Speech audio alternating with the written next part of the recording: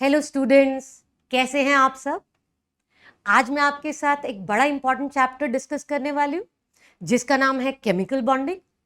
ये एक ऐसा चैप्टर है जिसमें से नीट में शॉर्ट 2 to 3 क्वेश्चंस आते ही हैं, इसीलिए आप रेडी हो जाइए।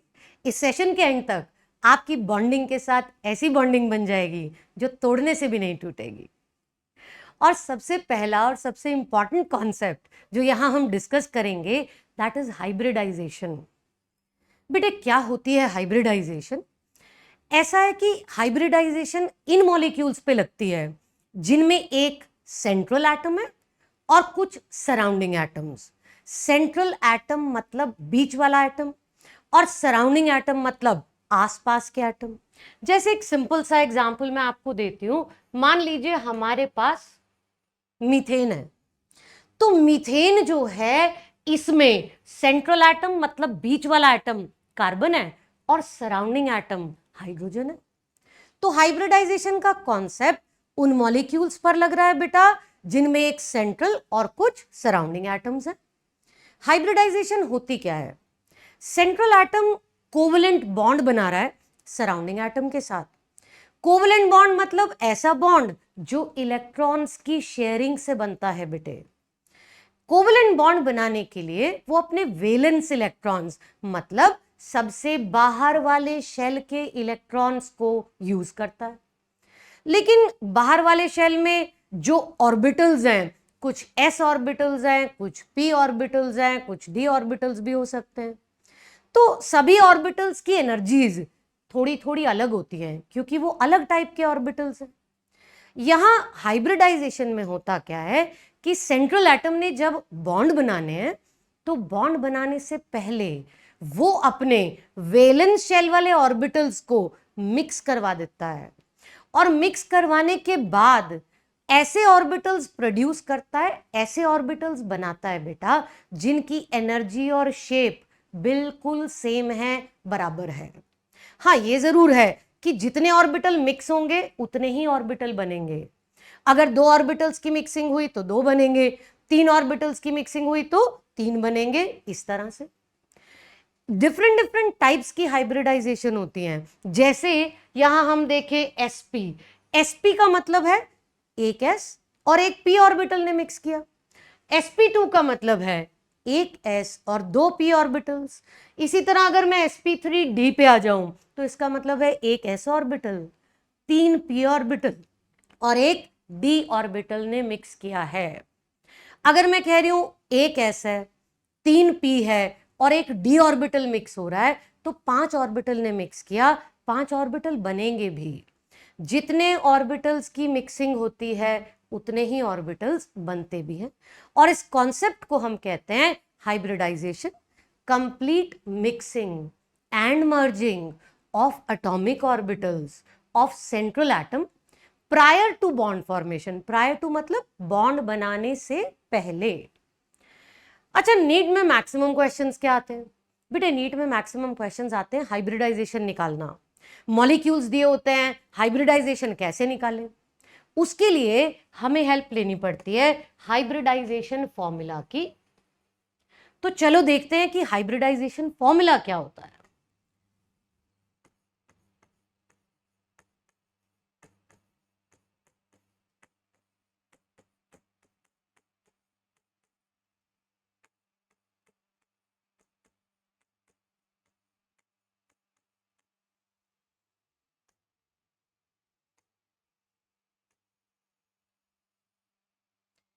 अब हम बात करेंगे हाइब्रिडाइजेशन फॉर्मूला की। What is hybridization formula? Formula कहता है x is half of v plus m minus c plus a। अभी x क्या है, v क्या है, m क्या है, ये सब समझते हैं। x होते हैं बेटे नंबर ऑफ हाइब्रिड ऑर्बिटल्स। जैसे जितने ऑर्बिटल मिक्स हुए उतने ही हाइब्रिड ऑर्बिटल बनेंगे और वो कितने बने वो x की वैल्यू है। x जो है वो हमें बताएगा नंबर ऑफ हाइब्रिड ऑर्बिटल्स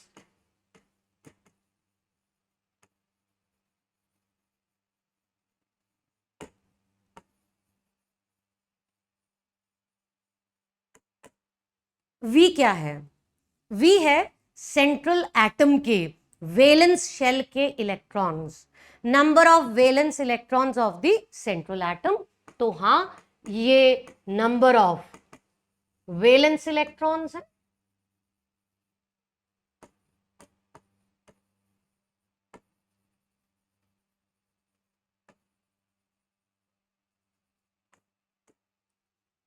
बेटे एम क्या होता है? एम होते हैं सराउंडिंग एटम्स में से कितने मोनोवेलेंट हैं। मोनोवेलेंट, मोनोवेलेंट क्या होता है? मोनोवेलेंट मतलब जिनकी वैलेंसी 1 है। वैलेंसी 1 मतलब क्या बेटे? जो सिंगल कोवेलेंट बॉन्ड बनाते हैं वो मोनोवेलेंट है। अब आप पूछेंगे हमें कैसे पता सिंगल कोवेलेंट बॉन्ड? तो बड़ा ही सिंपल सा ट्रिक है। जो भी जनरली हाइब्रिडाइजेशन में मॉलिक्यूल्स पूछे जाते हैं उसमें सराउंडिंग एटम्स में मोनोवेलेंट एटम्स होते हैं, या तो हाइड्रोजन या हैलोजन्स। हैलोजन्स कौन से? Fluorine, chlorine, bromine, iodine. मतलब हैलोजन्स या हाइड्रोजन में अगर ये सराउंडिंग एटम्स हैं तो आप इन्हें मोनोवेलेंट में गिनेंगे। So M is number of monovalent surrounding atoms. उसके बाद आता है सी। सी मतलब केटाइनिक या पॉजिटिव चार्ज। केटाइनिक या पॉजिटिव चार्ज, जितना पॉजिटिव चार्ज आएगा उसकी वैल्यू सी है। तो सी इज केटाइनिक या पॉजिटिव चार्ज। इसी तरह से बेटा ए जो है दैट इज एनाइनिक और नेगेटिव चार्ज। एनायन वाला चार्ज या नेगेटिव चार्ज उसको हम एनाइनिक चार्ज कहते हैं।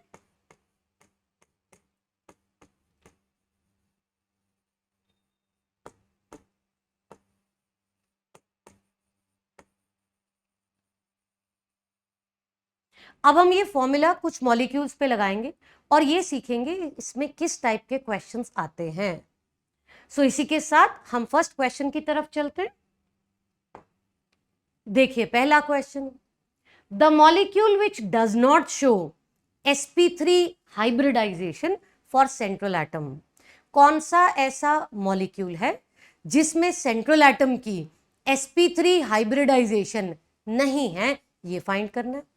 और sp3 फाइंड आउट करने के लिए हमें हाइब्रिडाइजेशन फॉर्मूला लगाना पड़ेगा। चलिए लगाते हैं। सबसे पहला मॉलिक्यूल मीथेन। बेटे मीथेन में सेंट्रल एटम कौन है? कार्बन। अब कार्बन के वैलेंस इलेक्ट्रॉन्स चाहिए, तो कार्बन के वैलेंस इलेक्ट्रॉन कैसे पता चलेंगे? इसके लिए हमें थोड़ा पीरियोडिक टेबल का आइडिया।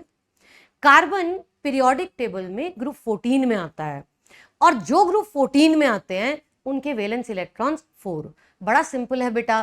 पी ब्लॉक एलिमेंट्स के लिए ग्रुप 13 से 18 तक लेकर पी ब्लॉक होता है।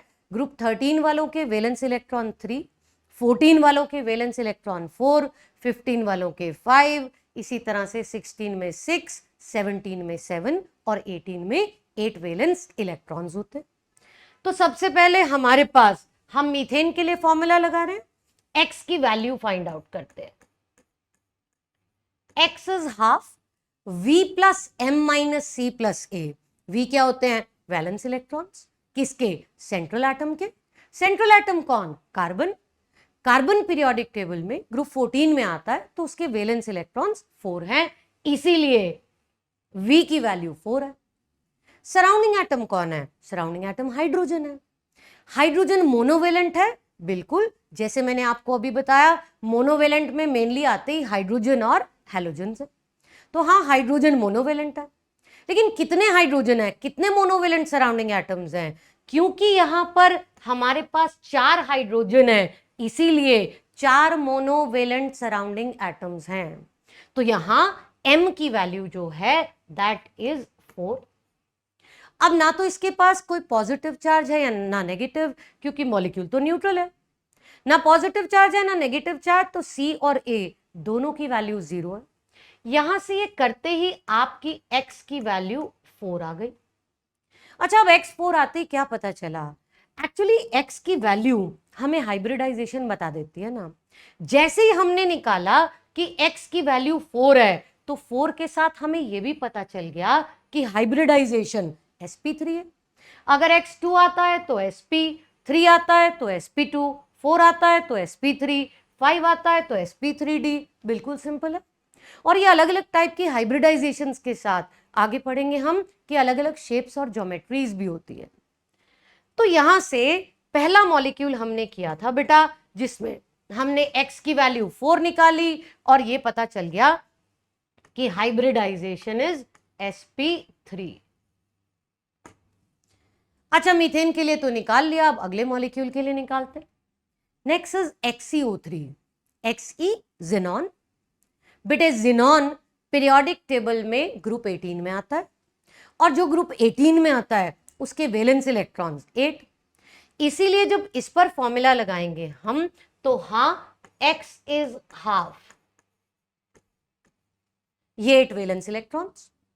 सराउंडिंग एटम कौन है इसमें?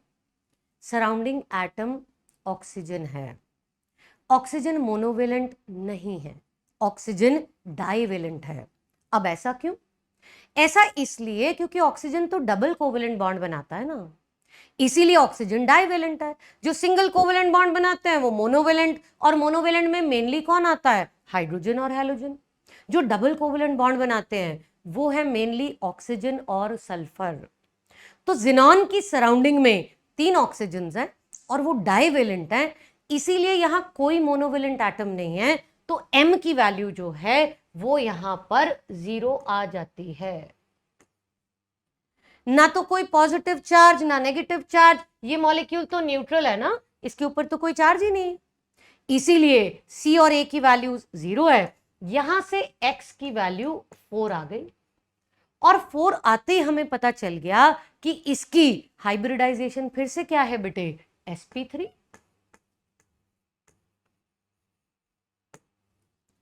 तो ये भी हमारा आंसर नहीं है, हमें तो ये ढूंढना है कि किसकी sp3 हाइब्रिडाइजेशन नहीं है। अगले मॉलिक्यूल पे चलते हैं जी। XeF2। Again central atom xenon और वैलेंस इलेक्ट्रॉन 8 क्योंकि वो ग्रुप 18 में है।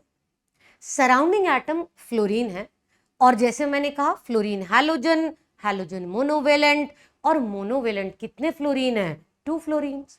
तो यहां जब हम फॉर्मूला लगाते हैं तो X इज हाफ, V जिसकी वैल्यू 8 है, 2 मोनोवेलेंट फ्लोरीन्स, कोई चार्ज नहीं है तो C और A की वैल्यूज 0 है। यहां से X 5 आ गया और X के 5 आते ही हमें यह पता चला कि sp3d हाइब्रिडाइजेशन है। देखिए जैसे हमने पहले हाइब्रिडाइजेशन टेबल में सीखा कि अगर X5 आ रहा है तो हाइब्रिडाइजेशन क्या है? sp3d। तो इसी के साथ हमें उस क्वेश्चन का आंसर भी मिल गया। इसकी हाइब्रिडाइजेशन sp3 नहीं है, इसकी हाइब्रिडाइजेशन sp3d है। तो आंसर तो हमें मिल चुका, फिर भी हम अपनी प्रैक्टिस के लिए फोर्थ ऑप्शन भी कर लेते हैं। फोर्थ ऑप्शन हमें क्या बताएगी? फोर्थ ऑप्शन हमें बताएगी I3 पॉजिटिव के बारे में। I3 पॉजिटिव को कैसे सोचेंगे? I3 पॉजिटिव में आप ऐसे सोचेंगे कि बीच में एक आयोडीन है और आसपास 2 आयोडीन है, मतलब सेंट्रल एटम भी आयोडीन और सराउंडिंग एटम भी दोनों आयोडीन। तो लगाते हैं इस पर formula. X is half, central iodine, iodine halogen, periodic table के ग्रुप 17 में, तो वैलेंस इलेक्ट्रॉन्स कितने हो गए बेटा? 7। एक आयोडीन के आसपास 2 सराउंडिंग आयोडीन है, तो सराउंडिंग एटम कौन है? आयोडीन, वो भी 2 है। तो मोनोवेलेंट सराउंडिंग एटम्स आयोडीन। लेकिन यहां ध्यान दीजिए, इसमें एक पॉजिटिव चार्ज भी तो आ गया। पॉजिटिव चार्ज मतलब केटाइनिक चार्ज। कितना केटाइनिक चार्ज है? प्लस का मतलब +1 चार्ज, तो इसमें C की वैल्यू 1 रहेगी। यहां हम V प्लस M तो कर चुके हैं, V plus M minus C, यानी एक चार्ज हमें यहां माइनस करना पड़ेगा। ऐसा करने से इसमें भी X की वैल्यू 4 आ गई और 4 आते ही पता चल गया कि हाइब्रिडाइजेशन क्या है? sp3। तो यस, ये भी sp3 हाइब्रिडाइज्ड है। आंसर हमें मिल चुका, जो आपके पास XeF2 है वो sp3 हाइब्रिडाइज्ड नहीं है। इसके साथ we'll proceed to the next question। चलिए नेक्स्ट देखते हैं। अब हाइब्रिडाइजेशन फॉर्मूला तो लगाना सीख लिया, अब सीखेंगे सेंट्रल एटम के लोन पेयर कैसे निकालें। लोन पेयर क्या होते हैं पहले तो ये सोचते हैं। लोन पेयर होते हैं एक एटम के वो इलेक्ट्रॉन्स वैलेंस शेल के जो उसने बॉन्डिंग में यूज नहीं किए। There are two types of electron pairs central atom के, दो तरह के इलेक्ट्रॉन पेयर हैं। एक होते हैं बॉन्ड पेयर जो कोवलेंट बॉन्ड बनाने के लिए यूज हो जाते हैं, और जो इलेक्ट्रॉन पेयर्स बॉन्ड में इस्तेमाल नहीं हुए बेटा उनको आप लोन पेयर्स कहते हैं। लोन पेयर्स निकालने के लिए भी हमारे पास एक फॉर्मूला है। एक बार हमने x निकाल लिया तो उससे आगे हम लोन पेयर्स का फॉर्मूला लगाएंगे, जहां x का फॉर्मूला हमने सीखा half v plus m minus c plus a। अब हम लोन पेयर्स का फॉर्मूला लगाते हैं। लोन पेयर के लिए फॉर्मूला है x minus m minus d। x क्या है? नंबर ऑफ हाइब्रिड ऑर्बिटल्स, वहां हम नंबर ऑफ हाइब्रिड ऑर्बिटल्स निकाल लेंगे। यहां m वही है बेटा सराउंडिंग एटम्स में से कितने मोनोवेलेंट हैं। d यहां पर न्यू टर्म आ गई। d क्या है? d है सराउंडिंग एटम्स में से कितने डाइवेलेंट है। नंबर ऑफ मोनोवेलेंट वाले जो सराउंडिंग एटम्स थे वो m और डाइवेलेंट वाले d। और मैंने आपसे पहले भी कहा कि मेनली डाइवेलेंट में आते हैं हमारे पास ऑक्सीजन और सल्फर। तो यहां d क्या है? d is number of divalent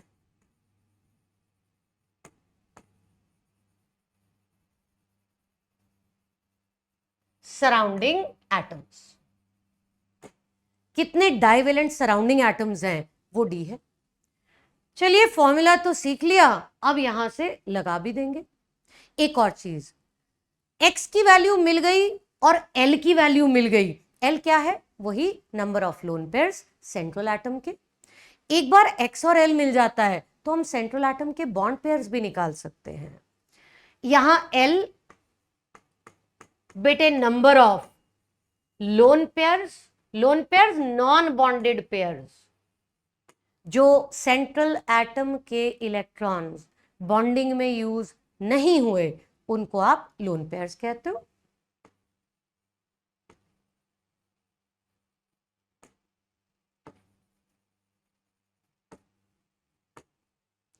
central atom के लोन पेयर मिल गए, हाइब्रिडाइजेशन से x की वैल्यू भी मिल गई। बॉन्ड पेयर का क्या फॉर्मूला है? Bond pair is x minus l। लेकिन ये बॉन्ड पेयर में एक बात ध्यान देने वाली है, यहां से जब हम बॉन्ड पेयर निकालेंगे तो हमें सिर्फ सिग्मा बॉन्ड्स पता चलेंगे। अब आप पूछेंगे सिग्मा बॉन्ड्स क्या होते हैं? तो सिग्मा बॉन्ड मतलब सिंगल कोवेलेंट बॉन्ड। एक सिंपल सी बात है, अगर एक ही बॉन्ड बना हुआ है तो इसे हम सिग्मा बॉन्ड कहते हैं। अगर हमारे पास कोई डबल कोवेलेंट बॉन्ड है तो उसमें एक सिग्मा और एक पाई बॉन्ड है। कोई भी एक सिग्मा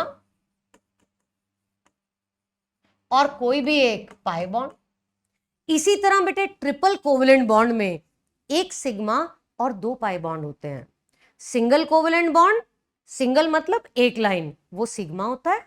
डबल कोवेलेंट बॉन्ड एक सिग्मा और एक पाई, और ट्रिपल कोवेलेंट बॉन्ड एक सिग्मा और दो पाई बॉन्ड्स होते हैं।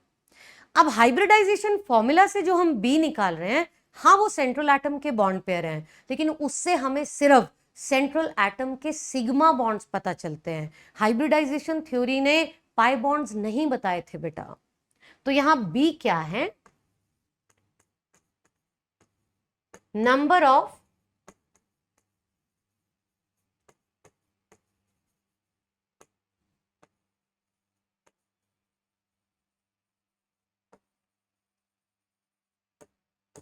Bond pairs of central atom. लेकिन बॉन्ड पेयर्स में हम क्लियर कर रहे हैं कि इसमें सिर्फ हमने सिग्मा बॉन्ड्स लेने हैं।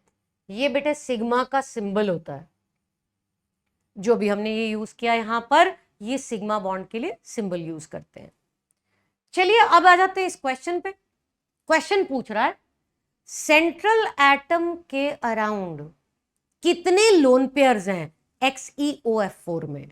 तो चलो XeOF4 पर लगा देते हैं बेटा, फॉर्मूला लगाएंगे, उससे आंसर भी निकाल पाएंगे।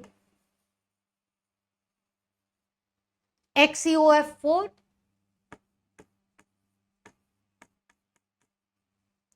XeOF4 का सेंट्रल एटम कौन है? जिनॉन। जिनॉन के बेटे वैलेंस इलेक्ट्रॉन्स कितने हैं? 8। Central atom xenon, 8 valence electron. 8 क्यों? क्योंकि वो ग्रुप 18 का मेंबर है। तो जिनॉन के 8 वैलेंस इलेक्ट्रॉन्स है, मतलब V की वैल्यू 8 आएगी। सराउंडिंग एटम कौन है? इसके सराउंडिंग एटम एक ऑक्सीजन और 4 फ्लोरीन है। ऑक्सीजन भी सराउंडिंग एटम है, फ्लोरीन भी सराउंडिंग एटम है। लेकिन एक बात पर ध्यान देना है, ऑक्सीजन है डाइवेलेंट, डबल कोवेलेंट बॉन्ड बनाता है, और फ्लोरीन है मोनोवेलेंट, वो सिंगल कोवेलेंट बॉन्ड बनाता है। अगर हमें M की वैल्यू गिननी है तो 4 फ्लोरीन, और D की वैल्यू गिननी है तो 1 ऑक्सीजन। यूज करते हैं जी फॉर्मूला। पहले तो X निकाला,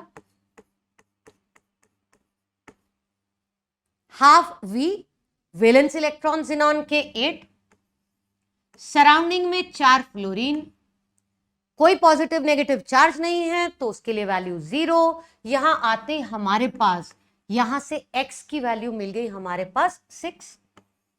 वैसे तो 6 आते ही हमें यह भी पता चल गया कि इसकी हाइब्रिडाइजेशन sp3d2 है। Hybridization is sp3d2। पर खैर क्वेश्चन यहां लोन पेयर का है तो लोन पेयर पर चलते हैं। लोन पेयर निकालने के लिए बेटे X minus M minus D। X already 6 आ चुका। सराउंडिंग एटम में से 4 मोनोवेलेंट फ्लोरीन है और 1 डाइवेलेंट ऑक्सीजन है। XeOF4 oxygen divalent surrounding atom, fluorine monovalent surrounding atom. तो ये लीजिए एक डाइवेलेंट ऑक्सीजन है। अब यहां से आपके पास लोन पेयर कितने आ गए? 6 माइनस 5, L की वैल्यू 1 है। इसी के साथ हमें क्वेश्चन का आंसर भी मिल गया, क्योंकि उसने क्या पूछा? सराउंडिंग आपके सेंट्रल एटम के कितने लोन पेयर थे? सेंट्रल एटम के lone pair only 1। That is why हमारा आंसर हो गया बेटे थर्ड ऑप्शन, कि इसमें एक लोन पेयर है। तो यहां से हमने सेंट्रल एटम के लोन पेयर निकालने भी सीख लिए। इसके साथ हम चलेंगे नेक्स्ट क्वेश्चन पर।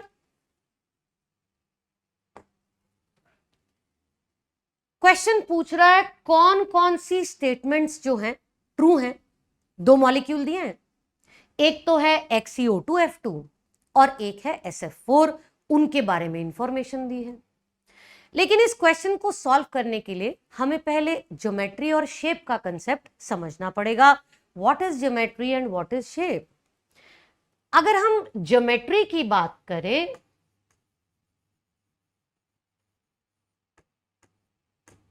तो ज्योमेट्री होती है सेंट्रल एटम के आसपास उसके लोन पेयर और बॉन्ड पेयर किस तरह से रखे हुए हैं, उनका अरेंजमेंट क्या है, उसे आप ज्योमेट्री कहते हैं। ज्योमेट्री में आप दोनों चीजें गिनते हैं, सेंट्रल एटम के लोन पेयर भी और बॉन्ड पेयर भी। तो ज्योमेट्री इज अरेंजमेंट ऑफ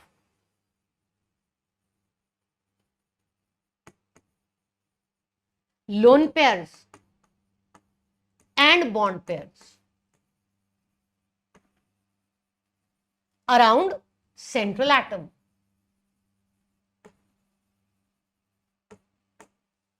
और ज्योमेट्री से एक मिलती जुलती टर्म है, दैट इज शेप। शेप में मेनली हम कंसिडर करते हैं बेटा सेंट्रल एटम के बॉन्ड पेयर ओनली। हालांकि ये दोनों टर्म्स बड़ी क्लोज हैं और एक दूसरे के साथ इरिवर्सिबली यूज भी हो जाती है, बट जनरली यस, शेप में हम सेंट्रल एटम के सिर्फ बॉन्ड पेयर गिनते हैं। तो शेप जो है that's a similar term, but वो अरेंजमेंट जो है मेनली हमने उसमें बॉन्ड पेयर्स का देखना है। अब यहां एक टर्म दी है पहली ही ऑप्शन में, आइसोस्ट्रक्चरल। What is आइसोस्ट्रक्चरल? आइसोस्ट्रक्चरल का सिंपल मतलब ये है सेम शेप। अगर मॉलिक्यूल्स की शेप सेम है तो वो आइसोस्ट्रक्चरल है। अब आप कहेंगे सेम शेप कैसे पता? बड़ा सिंपल है। हमने हाइब्रिड ऑर्बिटल्स निकाल लिए, एक्स की वैल्यू निकाल ली, हमने सेंट्रल एटम के लोन पेयर भी निकाल लिए बेटा। अगर दो ऐसे मॉलिक्यूल्स हैं जिनमें हाइब्रिड ऑर्बिटल भी सेम आ रहे हैं और लोन पेयर भी सेम आ रहे हैं सेंट्रल एटम के, एक्स की वैल्यू भी दोनों में सेम है, एल की वैल्यू भी दोनों में सेम है, तो ऐसे मॉलिक्यूल्स की शेप सेम होगी। और जिनकी शेप सेम होती है उन्हीं को आप कहते हैं आइसोस्ट्रक्चरल। तो हाँ, सेम शेप वाले जो हैं उनको हम आइसोस्ट्रक्चरल कहते हैं।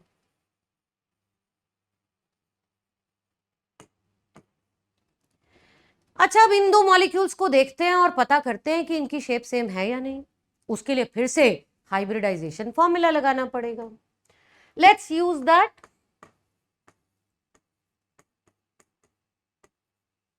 XeO2F2 है। सेंट्रल एटम कौन है बेटे? जिनॉन। जिनॉन के वैलेंस इलेक्ट्रॉन कितने हैं? 8। नोबल गैस है, ग्रुप 18 में है। इसीलिए जब यहां फॉर्मूला लगाएंगे 8 वैलेंस इलेक्ट्रॉन्स, V की वैल्यू 8। सराउंडिंग एटम में कौन है? 2 फ्लोरीन जो कि मोनोवेलेंट है और 2 ऑक्सीजन जो कि डाइवेलेंट है। तो ये 2 फ्लोरीन जो कि मोनोवेलेंट हैं और ये 2 साथ में ऐड हो गए। यहां पे कोई चार्ज तो है नहीं, इसलिए C और A की वैल्यू 0। यहां से X की वैल्यू 5 आ गई और 5 आते ही हमें क्या पता चला? Hybridisation sp3d। तो यस, यहां हाइब्रिडाइजेशन क्या है बेटे? sp3d। चलो, इस पे तो फॉर्मूला लगा लिया, SF4 पे भी लगा लेते हैं। SF4 में लगाएंगे तो सेंट्रल एटम कौन है? सल्फर।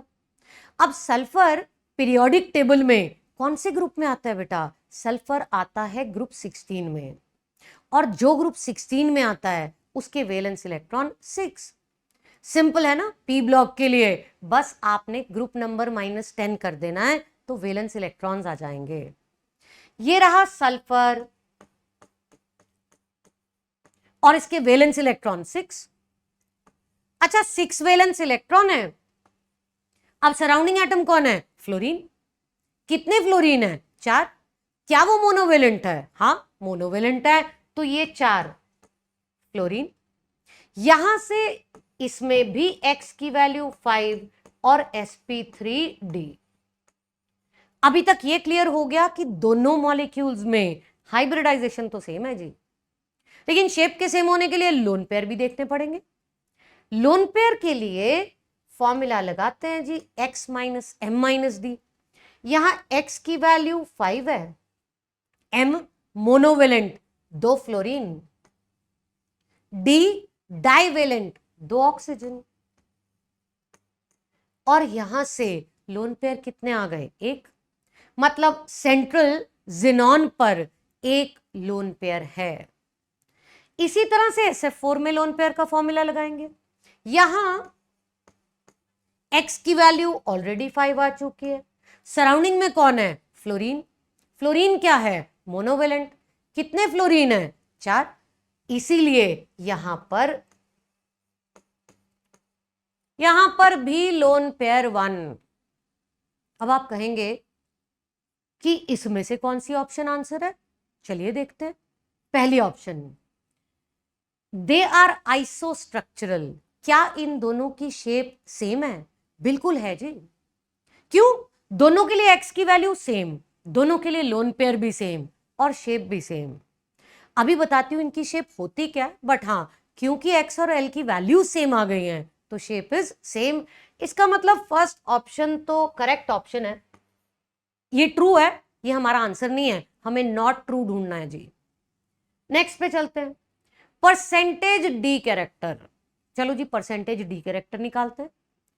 परसेंटेज डी कैरेक्टर निकालने के लिए बिल्कुल सिंपल फॉर्मूला है।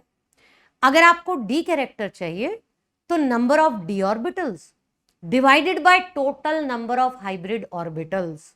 ऊपर आप रखेंगे कितने डी ऑर्बिटल हैं, नीचे आप रखेंगे टोटल x की वैल्यू क्या है, हाइब्रिड ऑर्बिटल्स क्या है। तो यहां आपके पास अगर आप परसेंटेज डी कैरेक्टर निकालेंगे, यहां sp3d हाइब्रिडाइजेशन है, जिसमें एक s ऑर्बिटल, 3 p ऑर्बिटल और एक d ऑर्बिटल मिक्स हुआ। d ऑर्बिटल कितने मिक्स हुए, 1, इसीलिए परसेंटेज डी कैरेक्टर के लिए ऊपर रखा 1। टोटल हाइब्रिड ऑर्बिटल्स कितने थे, 5। जो x की वैल्यू है वही टोटल हाइब्रिड ऑर्बिटल्स हैं, मल्टीप्लाइड बाय 100, तो हां आंसर आ गया बेटे 20%। यहां परसेंटेज डी कैरेक्टर 20% है, यहां भी तो वही है, क्योंकि हाइब्रिडाइजेशन तो यहां भी sp3d है, तो सेम परसेंटेज डी कैरेक्टर यहां भी 20% है। इसका मतलब यह हुआ कि सेकंड ऑप्शन भी करेक्ट हो गई, दोनों का परसेंटेज डी कैरेक्टर जो है वो 20% है, ये भी ठीक है। थर्ड ऑप्शन कहती है दोनों की हाइब्रिडाइजेशन sp3d है, हां दोनों की हाइब्रिडाइजेशन तो हमने sp3d निकाल दी, तो ये भी करेक्ट ऑप्शन है। अब बची हमारे पास फोर्थ ऑप्शन।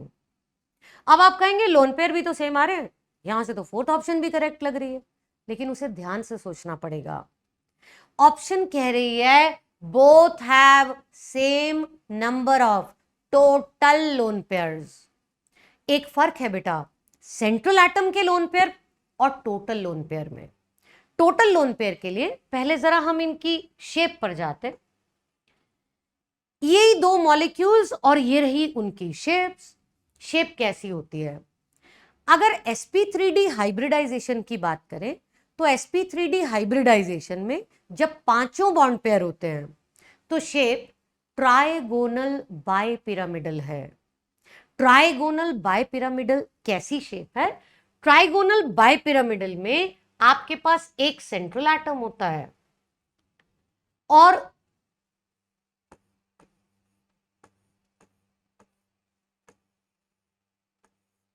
कुछ इस तरह की शेप, एक सेंट्रल एटम, 3 एटम उसके आसपास 120 डिग्री के एंगल पर पड़े, एक एटम ऊपर और एक एटम नीचे, ये आपका ट्राइगोनल बाइपिरामिडल शेप इसको कहते हैं। लेकिन यहां हमारे पास सारे बॉन्ड पेयर नहीं हैं, इन दोनों मॉलिक्यूल्स में हमारे पास 4 बॉन्ड पेयर और एक एक लोन पेयर है। क्योंकि यहां 4 बॉन्ड पेयर और एक लोन पेयर है, इसीलिए इस शेप को हम बोलते हैं बेटा बेंट सीसॉ।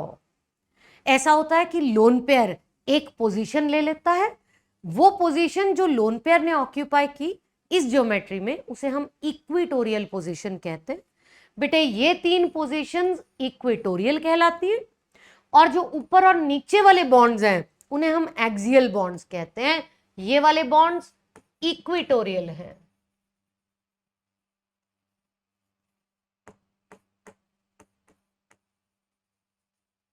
और ये ऊपर और नीचे वाले बॉन्ड्स एक्सियल बॉन्ड्स हैं। जब ट्राइगोनल बाइपिरामिडल ज्योमेट्री होती है या sp3d हाइब्रिडाइजेशन है, हमें एक लोन पेयर रखना है, तो लोन पेयर को ऐसी जगह पे रखा जाता है जहां रखने से वो कम से कम रिपल्शन करे। लोन पेयर रिपेल ज्यादा करता है, उसकी पावर जो है रिपेल करने की, धक्के देने की, वो पावर ज्यादा है as compare to bond pair. तो उसे इस तरह से प्लेस किया जाता है जहां से उसकी रिपल्शन कम से कम हो। और इस ज्योमेट्री में जब हमें लोन पेयर रखना है तो सिंपल है, आप उसको इक्वेटोरियल पोजीशन पर ही रखते हैं। तो इन दोनों मॉलिक्यूल्स में ऐसा हुआ है कि इक्वेटोरियल पोजीशन पर हमने एक एक लोन पेयर रख दिया है और बाकी के 4 बॉन्ड पेयर हैं यहां पर। लेकिन सवाल तो लोन पेयर्स का है, तो लोन पेयर पे चलते हैं। क्वेश्चन को सॉल्व करने के लिए हमें सराउंडिंग एटम के लोन पेयर भी गिनने पड़ेंगे। अब सराउंडिंग एटम के लोन पेयर कैसे गिने, यह देखना पड़ेगा कि सराउंडिंग एटम पीरियोडिक टेबल के कौन से ग्रुप में आता है। यहां सराउंडिंग एटम कौन है, फ्लोरीन। फ्लोरीन पीरियोडिक टेबल के ग्रुप 17 में आता है। और जो ग्रुप 17 में आते हैं उसके वैलेंस इलेक्ट्रॉन्स कितने हैं? 7। तो यहां हर एक फ्लोरीन के 7 वैलेंस इलेक्ट्रॉन थे और 7 में से बेटे उसने यूज कितने किए हैं? 7 में से हर एक फ्लोरीन ने अपना एक एक इलेक्ट्रॉन यूज किया है। इसने एक यूज कर लिया, 7 वैलेंस थे, बचे कितने? 6। 7 वैलेंस इलेक्ट्रॉन, उसमें से एक बॉन्डिंग के लिए यूज हो गया, 6 बच गए बेटा। और वो जो 6 इलेक्ट्रॉन्स बच गए उसके 3 पेयर, 3 जोड़ियां बन गई। इसीलिए फ्लोरीन के पास अगर हमें लोन पेयर निकालने हैं तो यहां हर एक फ्लोरीन के पास 3-3 लोन पेयर हैं। हर एक फ्लोरीन के 3-3 लोन पेयर, टोटल 4 फ्लोरीन, और 4 फ्लोरीन के 12 लोन पेयर्स आ गए। लेकिन एक लोन पेयर सल्फर पर भी है। इसका मतलब ये हुआ कि टोटल कितने लोन पेयर हैं बेटे? 3 लोन पेयर्स हर एक फ्लोरीन के, 12 लोन पेयर्स इसके, एक लोन पेयर इसका। टोटल लोन पेयर जो है आपके पास SF4 में 13 लोन पेयर्स आ गए। LP मतलब लोन पेयर। कैसे आए 13? एक सल्फर का और 4 फ्लोरीन के 3-3 लोन पेयर। नेक्स्ट मॉलिक्यूल की बात करते हैं। अब यहां देखें तो सराउंडिंग एटम कुछ तो फ्लोरीन है। जैसे वहां निकाला, हर एक फ्लोरीन ने एक एक इलेक्ट्रॉन बॉन्डिंग में यूज किया और 6 इलेक्ट्रॉन्स बचे। 6 मतलब 3 बॉन्ड पेयर। तो हर एक फ्लोरीन पर 3 बॉन्ड पेयर है, लेकिन ऑक्सीजन का क्या? आप पूछेंगे ऑक्सीजन, ऑक्सीजन आता है जी ग्रुप 16 में। जो ग्रुप 16 में आया उसके वैलेंस इलेक्ट्रॉन 6, और 6 वैलेंस इलेक्ट्रॉन्स में से ऑक्सीजन ने, हर एक ऑक्सीजन ने बेटे डबल कोवेलेंट बॉन्ड बनाया ना, तो 2 इलेक्ट्रॉन यूज किए बॉन्डिंग के लिए, और 2 इलेक्ट्रॉन यूज किए, बचे कितने? 6 थे, 6 में से 2 यूज हो गए, बचे कितने? 4। इसका मतलब हर एक ऑक्सीजन के पास 2 लोन पेयर है। तो अब XeO2F2 के लोन पेयर्स कितने होंगे? जिनॉन का 1, 2 फ्लोरीन के 6 हो गए और 2 ऑक्सीजन के 4। बेटे 6 हो गए 2 फ्लोरीन के, 4 हो गए 2 ऑक्सीजन के, 1 हो गया जिनॉन का। टोटल लोन पेयर निकाले तो यहां 11 लोन पेयर हैं। इसीलिए तो हमारी लास्ट वाली ऑप्शन गलत है ना। आप देखो टोटल लोन पेयर लिखा है। अगर सिर्फ सेंट्रल एटम के लोन पेयर लिखा होता तब ये इक्वल थे, पर टोटल लोन पेयर में हमें सराउंडिंग एटम के लोन पेयर भी निकालने हैं। That is why the answer is 4th option. And with this we proceed to the next question. In which species lone pair on iodine and number of d orbitals used in hybridization of iodine is same?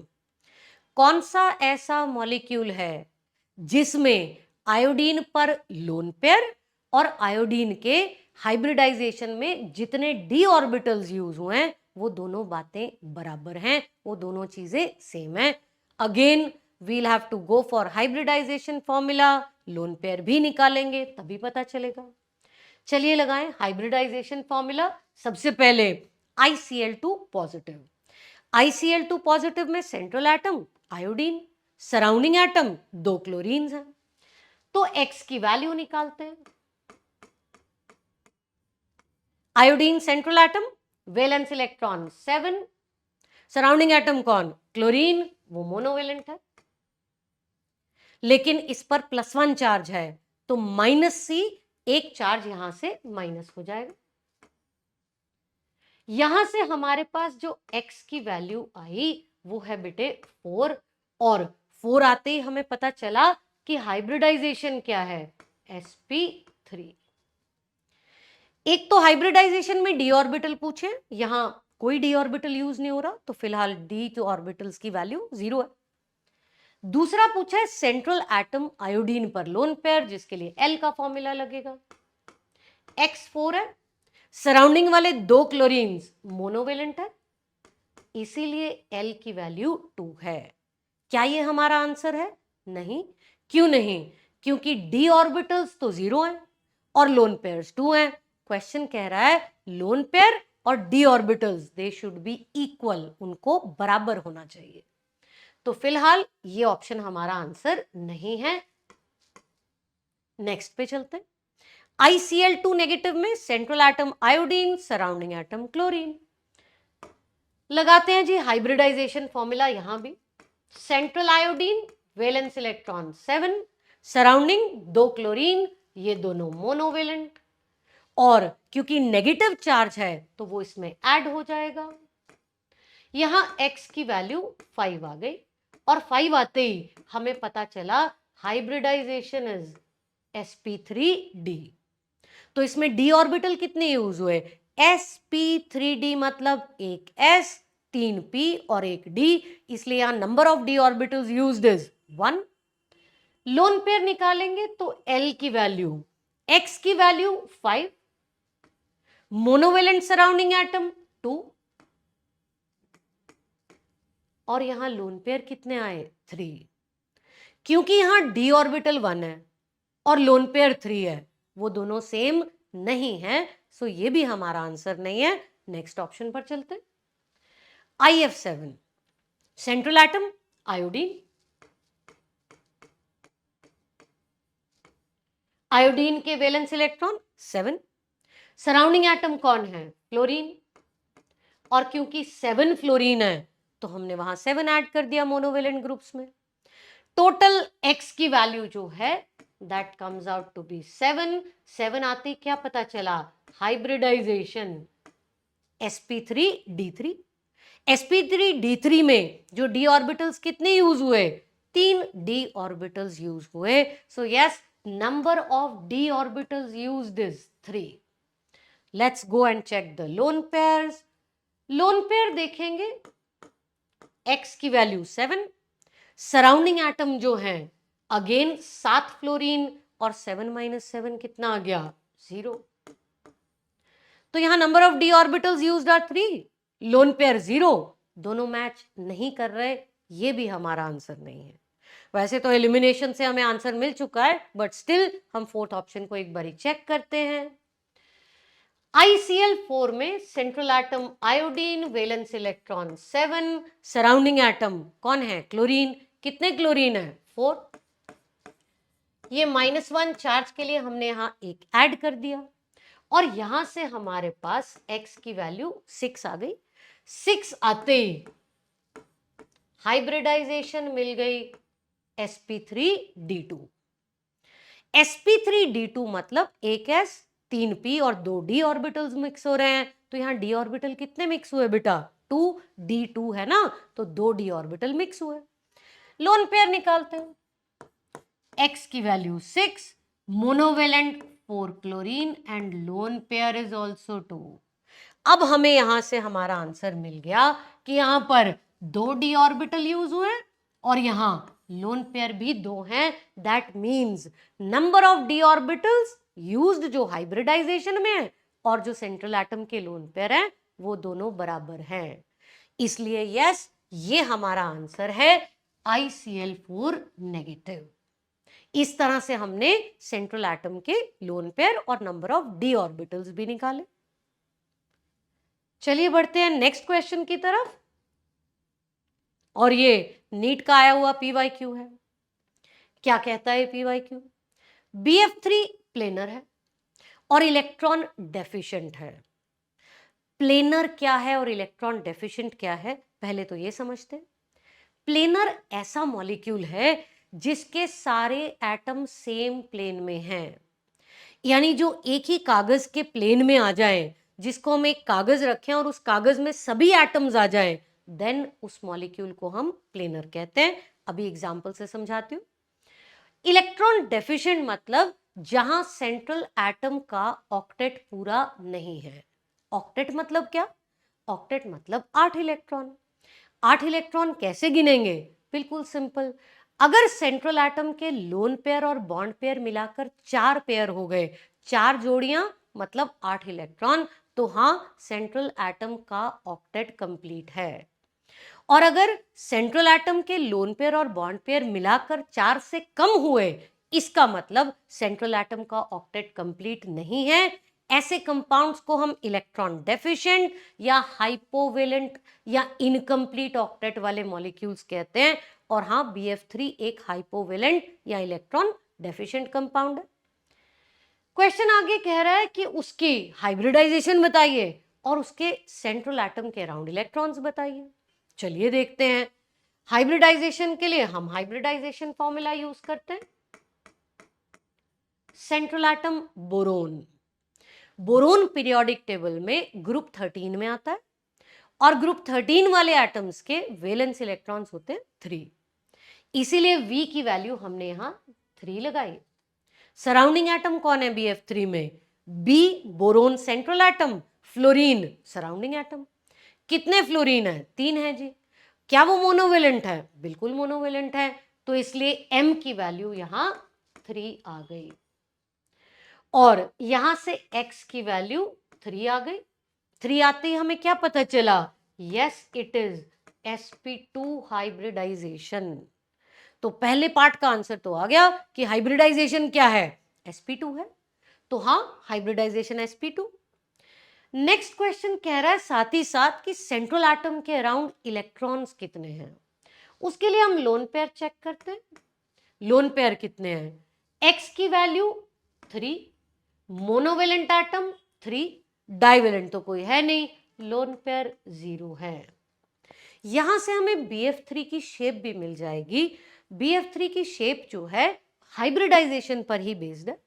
जब कोई molecule sp2 hybrid है और उसके पास तीनों bond pair हैं, कोई lone pair नहीं है, तो इस शेप को हम बोलते हैं trigonal planar shape. Trigonal planar मतलब सारे एटम सेम प्लेन में हैं, सारे एटम सेम प्लेन में हैं, all atoms in the same plane. इसको हम कैसे सोच सकते हैं? इसको हम ऐसे सोच सकते हैं ट्राइगोनल प्लेनर के लिए कि हमारे पास ये 3 एटम्स हैं और इस तरह से ये जुड़े हुए हैं, इस तरह से जुड़े हुए, और इस शेप को आप देख सकते हैं, इस शेप को हम कहते हैं trigonal planar. Trigonal planar means आपके पास एक सेंट्रल एटम है जो कि बोरोन है, एक फ्लोरीन यहां, एक फ्लोरीन यहां और एक फ्लोरीन यहां जुड़ा हुआ है। ये 3 उसके सराउंडिंग एटम्स हैं। This is termed as trigonal planar shape.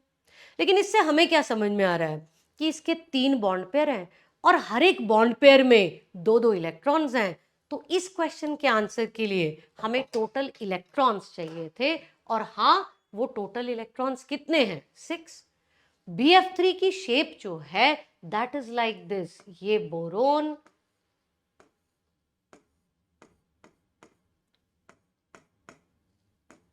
और ये 3 फ्लोरीन, और यहां हर एक बॉन्ड पेयर के 2-2 इलेक्ट्रॉन्स।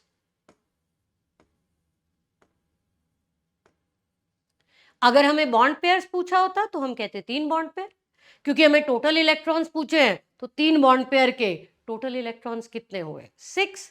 इसीलिए हमारा आंसर है sp2 एंड 6 इलेक्ट्रॉन्स। कुछ इस तरह से sp2 हाइब्रिडाइजेशन भी निकाल दी और टोटल इलेक्ट्रॉन्स भी। यहां से हमने क्या सीखा? अगर हमें बॉन्ड पेयर पूछेंगे तो हमने आंसर पेयर्स में देना है, टोटल इलेक्ट्रॉन्स पूछेंगे तो पेयर्स को डबल कर देना है। 3 पेयर मतलब 6 इलेक्ट्रॉन्स। साथ ही साथ ये भी सीखा कि शेप जो है, जब 3 बॉन्ड पेयर्स आ जाते हैं और sp2 हाइब्रिडाइजेशन है, तो जो शेप आती है that is called trigonal planar. उसको हम कहते हैं ट्राइगोनल प्लेनर शेप, कि सारे एटम सेम प्लेन में आ गए। इसे हम इलेक्ट्रॉन डेफिशिएंट क्यों कह रहे हैं? क्योंकि इसके पास 3 बॉन्ड पेयर्स के 6 इलेक्ट्रॉन हैं, 8 इलेक्ट्रॉन पूरे नहीं है बोरोन के पास, that is why it is electron deficient. इसी के साथ हम कुछ और जो है शेप सीखेंगे with the next question. Again it's a neat PYQ, match करना है और ये बताना है किसकी क्या शेप है। लेकिन शेप बताने के लिए हम हाइब्रिडाइजेशन फॉर्मूला की ही हेल्प लेंगे और उसके थ्रू लोन पेयर और बॉन्ड पेयर गिन के हम इनकी शेप्स बता देंगे। एक हाइब्रिडाइजेशन फॉर्मूला का एक शॉर्टकट भी है जिससे हम सीधा ही उसकी शेप को प्रिडिक्ट कर पाएंगे, वो भी अभी सिखा देती हूँ। सबसे पहले हमारे पास है PCl5। PCl5 में हमने क्या सीखा? PCl5 में हमने ये सीखा कि सेंट्रल एटम कौन है? फॉस्फोरस। सराउंडिंग एटम कौन है? क्लोरीन। फॉस्फोरस ग्रुप 15 का एलिमेंट है, तो उसके वैलेंस इलेक्ट्रॉन कितने हैं? 5 वैलेंस इलेक्ट्रॉन है, 5 के 5 वैलेंस इलेक्ट्रॉन वो फॉस्फोरस यूज करेगा क्लोरीन के साथ बॉन्ड्स बनाने में। तो बिना हाइब्रिडाइजेशन फॉर्मूला लगाए हमें यहां एक चीज समझ में आ रही है कि फॉस्फोरस के पास कोई लोन पेयर नहीं है। कैसे पता चला? फॉस्फोरस के 5 वैलेंस इलेक्ट्रॉन थे, 5 के 5 उसने यूज कर लिए 5 क्लोरीन्स के साथ 5 सिंगल बॉन्ड बनाने में, क्योंकि हमें पता है कि क्लोरीन तो सिंगल बॉन्ड बनाएगा ही। इसीलिए यहां पर x की वैल्यू 5 आ गई ड्यू टू 5 बॉन्ड पेयर्स। आप ये फॉर्मूला लगा के भी निकाल सकते हैं और शॉर्टकट से भी निकाल सकते हैं। लोन पेयर की वैल्यू जो है यहां पर आ गई 0। Central atom has no lone pairs, 5 के 5 बॉन्ड पेयर्स हैं। और ये 5 बॉन्ड पेयर्स में जो ज्योमेट्री और शेप आ जाती है दैट इज ट्राइगोनल बाइपिरामिडल। अब ये ट्राइगोनल बाइपिरामिडल किस तरह की शेप होती है हम उसको समझेंगे। ट्राइगोनल बाइपिरामिडल के लिए आपके 3 एटम्स ट्राइगोनल शेप में हैं, कुछ इस तरह से। इसको हम इस तरह से भी देख सकते हैं बेटा, ये 3 एटम्स जो कि प्लेन में है। साथ ही साथ 2 और एटम हैं, one is above the plane यानी आपकी तरफ ऊपर, and one is below the plane. इस शेप को हम ऐसे समझ सकते हैं। टोटल एटम्स ये 1, ये 2, ये 3, ये 4, ये 5 और ये बीच में फॉस्फोरस। और इस शेप को हम कहते हैं ट्राइगोनल बाइपिरामिडल। ट्राइगोनल इनकी वजह से, बाइपिरामिडल एक ऊपर और एक नीचे। इस तरह से हमारे पास इस शेप को ऐसे भी दिखाया जा सकता है, लेकिन इस तरह से आपको ज्यादा क्लियरली दिखेगा। इसीलिए पहले पार्ट का आंसर हमारे पास आ गया कि PCl5 जो है उसकी शेप किस तरह की है? PCl5 is trigonal bipyramidal. तो हमारा जो ए ऑप्शन है वो मैच होगा किसके साथ? इस फोर्थ के साथ, ट्राइगोनल बाइपिरामिडल। नेक्स्ट पे चलते हैं SF6। SF6 के लिए अगेन हम फॉर्मूला भी लगा सकते हैं और शॉर्टकट से भी कर सकते हैं। शॉर्टकट वही बिल्कुल सिंपल, सल्फर वैलेंस इलेक्ट्रॉन कितने? 6। फ्लोरीन तो सिंगल कोवलेंट बॉन्ड बनाएगा, इसीलिए 6 फ्लोरीन के साथ सल्फर ने अपने 6 के 6 वैलेंस इलेक्ट्रॉन यूज कर लिए बॉन्ड बनाने में। तो फिर सल्फर के पास 6 बॉन्ड पेयर और 0 लोन पेयर आया। तो X की वैल्यू 6 और L की वैल्यू 0। ये आपके पास आ गए lone pair and bond pair. जब X 6 है, L 0 है, यानी 6 के 6 बॉन्ड पेयर्स हैं हमारे पास, उसमें जो ज्योमेट्री आती है दैट इज ऑक्टाहेड्रल। ऑक्टाहेड्रल का दूसरा नाम स्क्वायर बाइपिरामिडल भी है। और ये शेप कुछ इस तरह की होती है कि हमारे पास 4 एटम्स सेम प्लेन में हैं, कुछ इस तरह से ये 4 एटम्स, और एक इसको हम ऐसे भी दिखा सकते हैं और ऐसे भी दिखा सकते हैं बेटा, और एक एटम ऊपर और एक एटम नीचे इस तरह से है।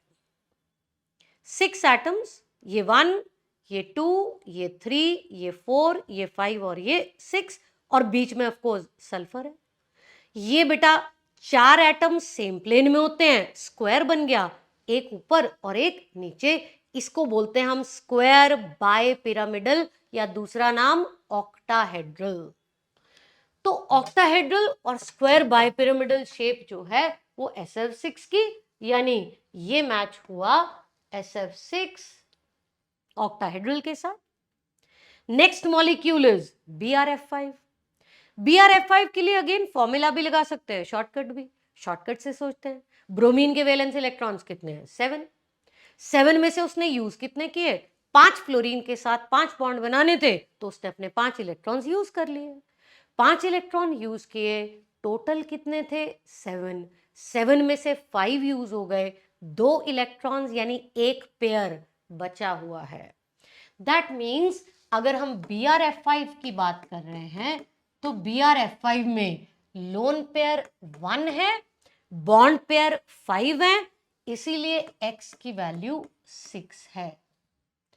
देखो जब X 6 आ गया तो हाइब्रिडाइजेशन sp3d2, और sp3d2 के साथ जैसा मैंने अभी बताया 6 बॉन्ड पेयर्स में ऑक्टाहेड्रल ज्योमेट्री थी, पर यहां 6 के 6 बॉन्ड पेयर नहीं है, यहां 5 बॉन्ड पेयर्स हैं और एक लोन पेयर है। 5 बॉन्ड पेयर और एक लोन पेयर में शेप बदल जाएगी, और वो शेप होगी कैसी बेटे? 4 एटम्स इस तरह से प्लेन में, इसको ऐसे देख सकते हैं आप, ऐसे, और ये 4 एटम्स प्लेन में, एक तरफ लोन पेयर पड़ा है और एक तरफ बॉन्ड पेयर। ये आपकी तरफ ये जो नजर आ रहा है ये बॉन्ड पेयर है और यहां पर ये लोन पेयर है। इस शेप को हम बोलते हैं बेटा स्क्वायर पिरामिडल। अगर ऊपर और नीचे दोनों जगह एटम्स होते तो स्क्वायर बाय पिरामिडल बोलते, और ऊपर लोन पेयर है नीचे बॉन्ड पेयर है तो इसको हम स्क्वायर पिरामिडल कहते हैं, स्क्वायर पिरामिडल। इसीलिए BrF5 जो है इसकी शेप स्क्वायर पिरामिडल, और BF3 जो अभी हमने डिस्कस किया, BF3 के लिए X की वैल्यू 3 आती है, क्योंकि आपके पास बोरोन है, 3 फ्लोरीन के साथ 3 कोवलेंट बॉन्ड बनाएगा तो 3 बॉन्ड पेयर, कोई लोन पेयर नहीं है क्योंकि बोरोन के वैलेंस इलेक्ट्रॉन्स ही 3 थे, इसीलिए यहां पे L की वैल्यू 0 है। और X3L0 sp2 hybridisation, shape sp2 में ट्राइगोनल प्लेनर, तो इसके साथ मैच हो गया ट्राइगोनल प्लेनर। इसका मतलब यहां से हमारा आंसर बना A के साथ 4, B के साथ 3, C के साथ 1 और D के साथ 2। That means first option is the answer. अब चलते हैं नेक्स्ट क्वेश्चन पर, और ये क्वेश्चन हमें पूछ रहा है कि हमें मिसमैच बताना है और कुछ मॉलिक्यूल्स बताए हुए हैं। मॉलिक्यूल्स के साथ साथ कुछ शेप्स बनी हुई हैं, हमें यह बताना है कि इसमें से कौन सी शेप इस मॉलिक्यूल की करेक्ट नहीं है। पहला मॉलिक्यूल है BeCl2 जिसका सेंट्रल एटम बेरिलियम है, सराउंडिंग एटम क्लोरीन है। उसी शॉर्टकट फॉर्मूला को अप्लाई करते हुए बेरिलियम पीरियोडिक टेबल में ग्रुप 2 में आता है और ग्रुप 2 के वैलेंस इलेक्ट्रॉन्स 2 हैं। 2 वैलेंस इलेक्ट्रॉन्स हैं बेरिलियम के पास जो दोनों के दोनों यूज हो जाएंगे क्लोरीन के साथ बॉन्ड बनाने के लिए, इसीलिए उसके पास कोई लोन पेयर नहीं बचेगा। मतलब 2 bond pairs and 0 lone pair, तो हम सीधा लिख देते हैं कि BeCl2 के लिए X की वैल्यू 2 है और लोन पेयर 0 है। X2 आते ही हमें पता है कि इसकी हाइब्रिडाइजेशन sp है, और sp हाइब्रिडाइजेशन में 2 बॉन्ड पेयर्स के साथ जो ज्योमेट्री या शेप आती है दैट इज लीनियर। लीनियर का मतलब है बेटा एक लाइन में ये सेंट्रल बेरिलियम और ये 2 क्लोरीन जो कि एक लाइन में आ रहे हैं। तो यस, अभी तक पहला मॉलिक्यूल तो करेक्ट मैच है, जैसा शेप होना चाहिए था वही शेप है। नेक्स्ट मॉलिक्यूल की बात करते हैं BrCl3, सेंट्रल एटम ब्रोमीन और सराउंडिंग एटम क्लोरीन। शॉर्टकट लगाते हैं, ब्रोमीन के वैलेंस इलेक्ट्रॉन 7 में से 3 क्लोरीन के साथ बॉन्ड बनाने के लिए उसने 3 इलेक्ट्रॉन्स यूज कर लिए, बचे कितने? 4। 7 वैलेंस इलेक्ट्रॉन्स थे ब्रोमीन के, 3 यूज किए उसने बॉन्ड बनाने के लिए, 4 इलेक्ट्रॉन्स बचे। मतलब ब्रोमीन के पास 2 लोन पेयर हैं, 2 लोन पेयर 3 बॉन्ड पेयर, मतलब X की वैल्यू 5 और लोन पेयर 2। हाइब्रिडाइजेशन क्या होगी? हाइब्रिडाइजेशन 5 के हिसाब से sp3d, तो इसलिए हाँ sp3d हाइब्रिडाइजेशन 5 आपके पास टोटल इलेक्ट्रॉन पेयर्स हैं जिसमें 2 लोन पेयर आ गए। sp3d में जैसा कि अभी हमने डिस्कस किया ज्योमेट्री होती है trigonal bipyramidal. Trigonal bipyramidal geometry एक अनसिमेट्रिकल ज्योमेट्री है जिसमें सारे बॉन्ड्स एक जैसे नहीं होते। इसमें जो 3 बॉन्ड्स प्लेन में हैं, इस तरह से ये 3 बॉन्ड्स प्लेन में हैं, इस तरह से, और ये तीनों के तीनों बॉन्ड्स जो हैं, ये 1, ये 2 और ये 3 एक ही प्लेन में है, एक ही शीट में है बेटा।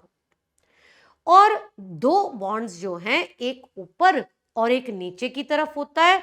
जो तीनों बॉन्ड सेम प्लेन में है, इन्हें कहते हैं इक्विटोरियल बॉन्ड्स, और जो ऊपर और नीचे वाले बॉन्ड्स हैं, उन्हें कहते हैं एक्सियल बॉन्ड्स। कंसेप्ट ये है कि सारे बॉन्ड्स एक जैसे नहीं होते, उनकी लेंथ, उनकी लंबाई, जिसको हम बॉन्ड लेंथ बोलते हैं, इक्वल नहीं होती। ये 3 इक्वेटोरियल बॉन्ड्स की लेंथ सेम होती है, लेकिन जो ऊपर और नीचे वाले 2 बॉन्ड्स हैं, एक बॉन्ड इस तरह से ऊपर और एक मेरी तरफ से इस तरह से नीचे होगा। ये जो ऊपर और नीचे वाले 2 बॉन्ड्स हैं, ये लंबे होते हैं, इनकी लेंथ ज्यादा होती है, इसीलिए ये अनसिमेट्रिकल ज्योमेट्री भी कहलाती है। कंसेप्ट ये है कि अगर इस ज्योमेट्री में लोन पेयर रखने हो तो हम क्या करेंगे। इस ज्योमेट्री में जब हमें लोन पेयर रखने होंगे तो हम उन लोन पेयर्स को किस पोजीशन पर रखते हैं, हम उन लोन पेयर्स को इक्वेटोरियल पोजीशन पे रखते हैं। ऐसा क्यों? ऐसा इसलिए क्योंकि इक्वेटोरियल पोजीशन वाले जो बॉन्ड्स हैं, जो इलेक्ट्रॉन पेयर्स हैं, वो एक दूसरे से दूर दूर हैं 120 डिग्री पर। अगर दूर हैं तो उनमें रिपल्शंस कम होंगी, रिपल्शंस कम होती हैं तो मॉलिक्यूल ज्यादा स्टेबल हो जाता है, उसकी स्टेबिलिटी ज्यादा होती है। That is why lone pairs को ट्राइगोनल बाइपिरामिडल ज्योमेट्री में कहां रखा जाता है? इक्वेटोरियल पोजीशन पर। इसके अकॉर्डिंग अगर हम BrCl3 का स्ट्रक्चर बनाएंगे तो BrCl3 में जो आपके पास 2 लोन पेयर्स हैं, वो इस तरह से आ जाएंगे बेटा इक्वेटोरियल पोजीशन पर, और जो 3 बॉन्ड पेयर है,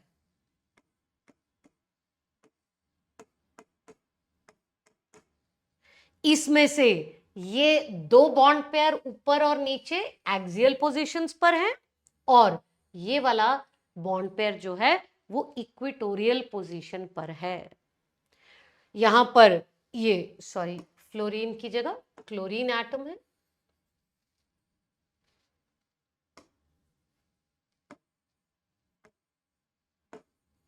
लेकिन कॉन्सेप्ट वही है। BrCl3 में 3 क्लोरीन, उसके सराउंडिंग एटम्स। शेप इस तरह की नहीं आएगी जैसी कि हमें यहां दिखाई है। ये कौन सी शेप है? ये तो ट्राइगोनल प्लेनर शेप है। क्या BrCl3 की ट्राइगोनल शेप है? नहीं, BrCl3 की ट्राइगोनल प्लेनर शेप नहीं है।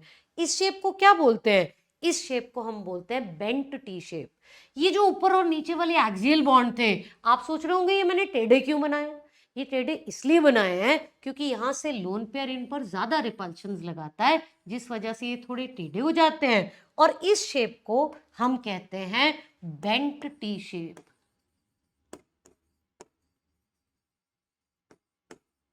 इसीलिए इस क्वेश्चन का आंसर जो है वो हमारा BrCl3 है। सो BrCl3 की जो शेप दिखाई हुई है वो करेक्ट नहीं है। इसी तरह से हम अगर NH4 पॉजिटिव की बात करेंगे, एक बार डिस्कस कर लेते हैं वो भी ऑप्शंस। NH4 पॉजिटिव में एक नाइट्रोजन है, 4 हाइड्रोजन के साथ उसने 4 बॉन्ड बनाए हुए हैं, और हाँ ऑफ कोर्स उसमें से एक H पॉजिटिव है, लेकिन 4 बॉन्ड बनाए हैं। हाइब्रिडाइजेशन sp3, और sp3 में कैसी शेप है? ये sp3 की शेप जो है, दिस इज टेट्राहेड्रल। और हाँ, वाकई बॉन्ड एंगल इसका 109.5 है। टेट्राहेड्रल प्लेनर नहीं होती, सारे एटम सेम प्लेन में नहीं होते, उसमें कुछ इस तरह की रिप्रेजेंटेशन दिखाई जाती है, all atoms are not in the same plane. यानी अगर हम एक कागज रखेंगे तो सारे एटम सेम प्लेन में नहीं आ रहे, उस कागज को टच नहीं कर रहे, ये नॉन प्लेनर शेप होती। और इसी तरह से आपकी ये PCl5 जो अभी हमने पहले भी डिस्कस किया, ट्राइगोनल बाइपिरामिडल ही है, उसके पास 5 बॉन्ड पेयर हैं। और कोई लोन पेयर नहीं है। अमोनियम के पास 4 बॉन्ड पेयर है और लोन पेयर 0 है। लेकिन ऑफ कोर्स हमें क्वेश्चन का आंसर मिल चुका है विच इज BrCl3, उसकी करेक्ट शेप नहीं है। विद दिस हम नेक्स्ट क्वेश्चन पर चलते हैं। अब आ गया हमारे पास ये स्टेटमेंट क्वेश्चन। एक मॉलिक्यूल जिसका फॉर्मूला MX3 है वो ट्राइगोनल प्लेनर, जरूरी नहीं कि ट्राइगोनल प्लेनर ज्योमेट्री ही होगी। और स्टेटमेंट 2 कहती है ज्योमेट्री डिपेंड करती है लोन पेयर और बॉन्ड पेयर दोनों पर। पहले स्टेटमेंट 2 की बात करते हैं। क्या ज्योमेट्री लोन पेयर और बॉन्ड पेयर दोनों पर डिपेंड करती है? बिल्कुल हाँ। ज्योमेट्री है ही ये कि सेंट्रल एटम के लोन पेयर और बॉन्ड पेयर दोनों का अरेंजमेंट सेंट्रल एटम के अराउंड जो होता है उसे हम ज्योमेट्री कहते हैं। और इसलिए स्टेटमेंट 2 तो बिल्कुल ठीक है कि लोन पेयर और बॉन्ड पेयर दोनों पे डिपेंड करती है। MX3 में central atom M, surrounding atom X। Problem ये है कि हमें ये नहीं पता कि M कौन सा एटम है। हो सकता है M पर लोन पेयर है, हो सकता नहीं है। M पर लोन पेयर और बॉन्ड पेयर कितने होंगे उसके लिए 3 केसेस है। पहला केस, जहां हमारे पास जो M है ये अगर M है, सराउंडिंग एटम्स जो हैं हमारे पास ये तीनों X हैं और इस M के पास कोई लोन पेयर नहीं है, इस केस में ट्राइगोनल प्लेनर शेप बनेगी। अगला केस, जहां M surrounding M central atom है, ये 3x उसके सराउंडिंग एटम है, लेकिन यहां M के पास एक लोन पेयर भी है। जब 3 बॉन्ड पेयर और एक लोन पेयर आ जाता है तो जो शेप बनती है that is pyramidal, that is pyramidal. ये टेट्राहेड्रल शेप थी बेटा, अगर यहां इस पोजीशन पर लोन पेयर आ जाएगा तो ये छुप जाएगी और ये 3 बॉन्ड पेयर से जो शेप बनेगी दैट इज पिरामिडल। पिरामिड जैसी शेप को हम पिरामिडल कहते हैं। तो ये पिरामिडल शेप हो गई। पिरामिडल शेप जो है यहां पर तब आएगी जब उसके पास सेंट्रल एटम के पास 3 बॉन्ड पेयर और एक लोन पेयर है। इसी तरह से अगर 3 बॉन्ड पेयर और साथ साथ 2 लोन पेयर हुए हैं तब आपके पास जो शेप आएगी वो बेंट टी शेप है। इसलिए MX3 की जो ट्राइगोनल प्लेनर ज्योमेट्री की बात हम कर रहे हैं वो तो सिर्फ तब आएगी जब उसके पास कोई लोन पेयर नहीं है। एक लोन पेयर पर उसकी शेप पिरामिडल और ज्योमेट्री टेट्राहेड्रल हो जाएगी, 2 लोन पेयर पर उसकी शेप बेंट टी शेप और ज्योमेट्री ट्राइगोनल बाय पिरामिडल हो जाएगी। दैट इज वाई अगर हम इस क्वेश्चन का आंसर ढूंढने तो स्टेटमेंट 1 जो है वो कहती है MX3 वाले मॉलिक्यूल की ज्योमेट्री ट्राइगोनल प्लेनर हो भी सकती है और नहीं भी हो सकती, बिल्कुल ठीक है, करेक्ट स्टेटमेंट। और ज्योमेट्री दोनों पर डिपेंड करती है, ये भी ठीक है। So both statement 1 and 2 are correct statements. अब चलते हैं नेक्स्ट क्वेश्चन की तरफ। अब आ गए हमारे पास ये मॉलिक्यूल्स जहां कार्बन वाले ऑर्गेनिक मॉलिक्यूल्स हैं। ऑर्गेनिक मॉलिक्यूल में तो बहुत सारे कार्बन हैं। अब हम सोचेंगे कि यहां कैसे हाइब्रिडाइजेशन निकालें हम। यहां हाइब्रिडाइजेशन निकालने का एक बहुत ही आसान तरीका बताऊंगी मैं आपको, बिल्कुल सिंपल।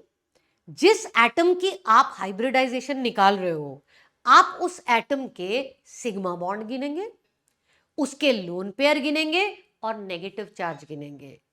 पाई बॉन्ड्स को यहां नहीं गिनना है। हमें कैसे पता कि बॉन्ड सिग्मा है या पाई? बिल्कुल सिंपल, सिंगल कोवलेंट बॉन्ड अगर सिंगल कोवलेंट बॉन्ड बना है तो वो सिग्मा। 2 लाइंस लगी हुई हैं यानी डबल कोवलेंट बॉन्ड बना हुआ है तो इसमें एक सिग्मा और एक पाई। और ट्रिपल कोवलेंट बॉन्ड में एक सिग्मा और 2 पाई बॉन्ड होते हैं। इसी के थ्रू आपको सिग्मा और पाई बॉन्ड्स भी अभी गिनना सिखा दूंगी मैं, क्योंकि वो भी नीट में कई बार क्वेश्चन आ चुका, number of sigma and pi bonds का। देखिए सबसे पहला मॉलिक्यूल है CH3 CH double bond CH2। इसको ड्रॉ करते हैं ठीक से और फिर इसकी हाइब्रिडाइजेशन निकाल देंगे।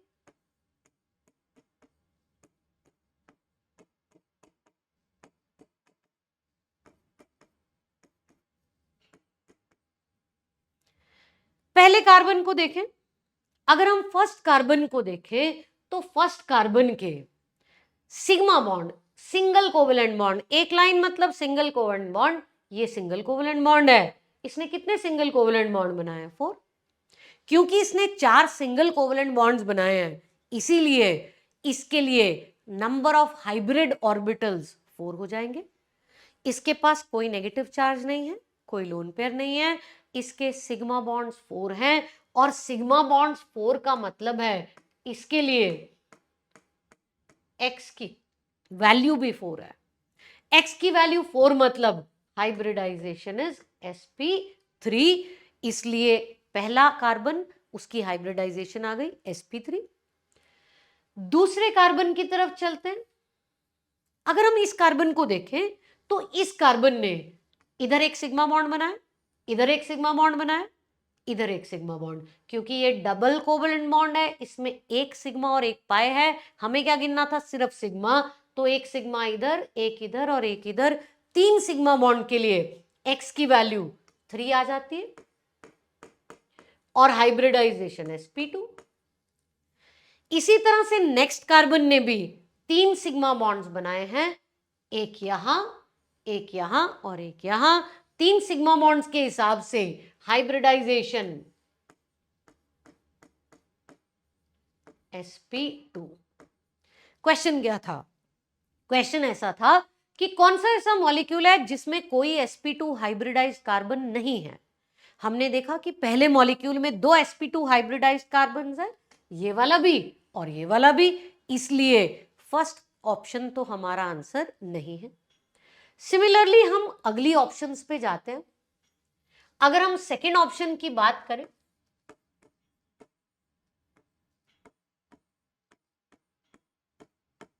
CH3CN, हाइड्रोजन के लिए जरूरी नहीं है कि हम बॉन्ड्स को एक्सपैंड करके बनाएंगे। हमें पता है कि हाइड्रोजन सिंगल बॉन्ड ही बनाता है, और सिंगल बॉन्ड सिग्मा ही होते हैं। अगर हम फर्स्ट कार्बन के अकॉर्डिंग सोचें तो फर्स्ट कार्बन में यहां पर इस कार्बन ने 3 हाइड्रोजन के साथ 3 सिग्मा बॉन्ड बनाए, नेक्स्ट कार्बन के साथ एक और सिग्मा बॉन्ड बनाए, इसीलिए इसके total sigma bonds are 4, x is 4, hybridization is sp3। और आपके पास नेक्स्ट कार्बन आ गया। इस कार्बन ने कितने सिग्मा बॉन्ड बनाए हैं? ध्यान से देखें, C और N में बेटे ट्रिपल बॉन्ड होता है, साइनाइड है ये, और इसमें ट्रिपल बॉन्ड होता है। इस कार्बन ने एक सिग्मा बॉन्ड इधर और एक सिग्मा बॉन्ड इधर, क्योंकि ट्रिपल कोवेलेंट बॉन्ड में एक सिग्मा और 2 पाई बॉन्ड होते हैं। टोटल 2 सिग्मा बॉन्ड्स, और 2 सिग्मा बॉन्ड्स के हिसाब से x की वैल्यू 2, हाइब्रिडाइजेशन इज sp। और यहीं से हमें हमारा आंसर भी मिल गया क्वेश्चन का। क्वेश्चन ने कहा कौन सा ऐसा मॉलिक्यूल है जिसमें कोई sp2 हाइब्रिड कार्बन नहीं है? यही तो है वो मॉलिक्यूल। इसमें 2 ही कार्बन है, एक कार्बन sp3 है और एक कार्बन sp है। It has no sp2 hybrid carbon, that is why question का आंसर हमारे पास ये मिल गया। इसी तरह से बाकी ऑप्शंस में भी हम उसकी हाइब्रिडाइजेशन कार्बन की निकाल सकते हैं। कैसे निकालना है? हमने एटम के सिग्मा बॉन्ड गिनने, साथ साथ नेगेटिव चार्ज या लोन पेयर जो है वो भी गिन लेने हैं, लेकिन पाई बॉन्ड्स को नहीं गिनना। Pi bonds are not to be counted in this. अगर यहां पे ये सवाल पूछ ले CH3CN में कितने सिग्मा और कितने पाई बॉन्ड है, तो एक एग्जांपल वो भी देख लेते हैं। ध्यान से देखें तो यहां पर इस कार्बन के सिग्मा बॉन्ड्स कितने हैं? 3 हाइड्रोजन के साथ 3, और इस कार्बन के साथ ये 4th सिग्मा बॉन्ड, और इस कार्बन और नाइट्रोजन के बीच में 5वां sigma bond. So it has 5 sigma bonds. Pi bond कितने हैं?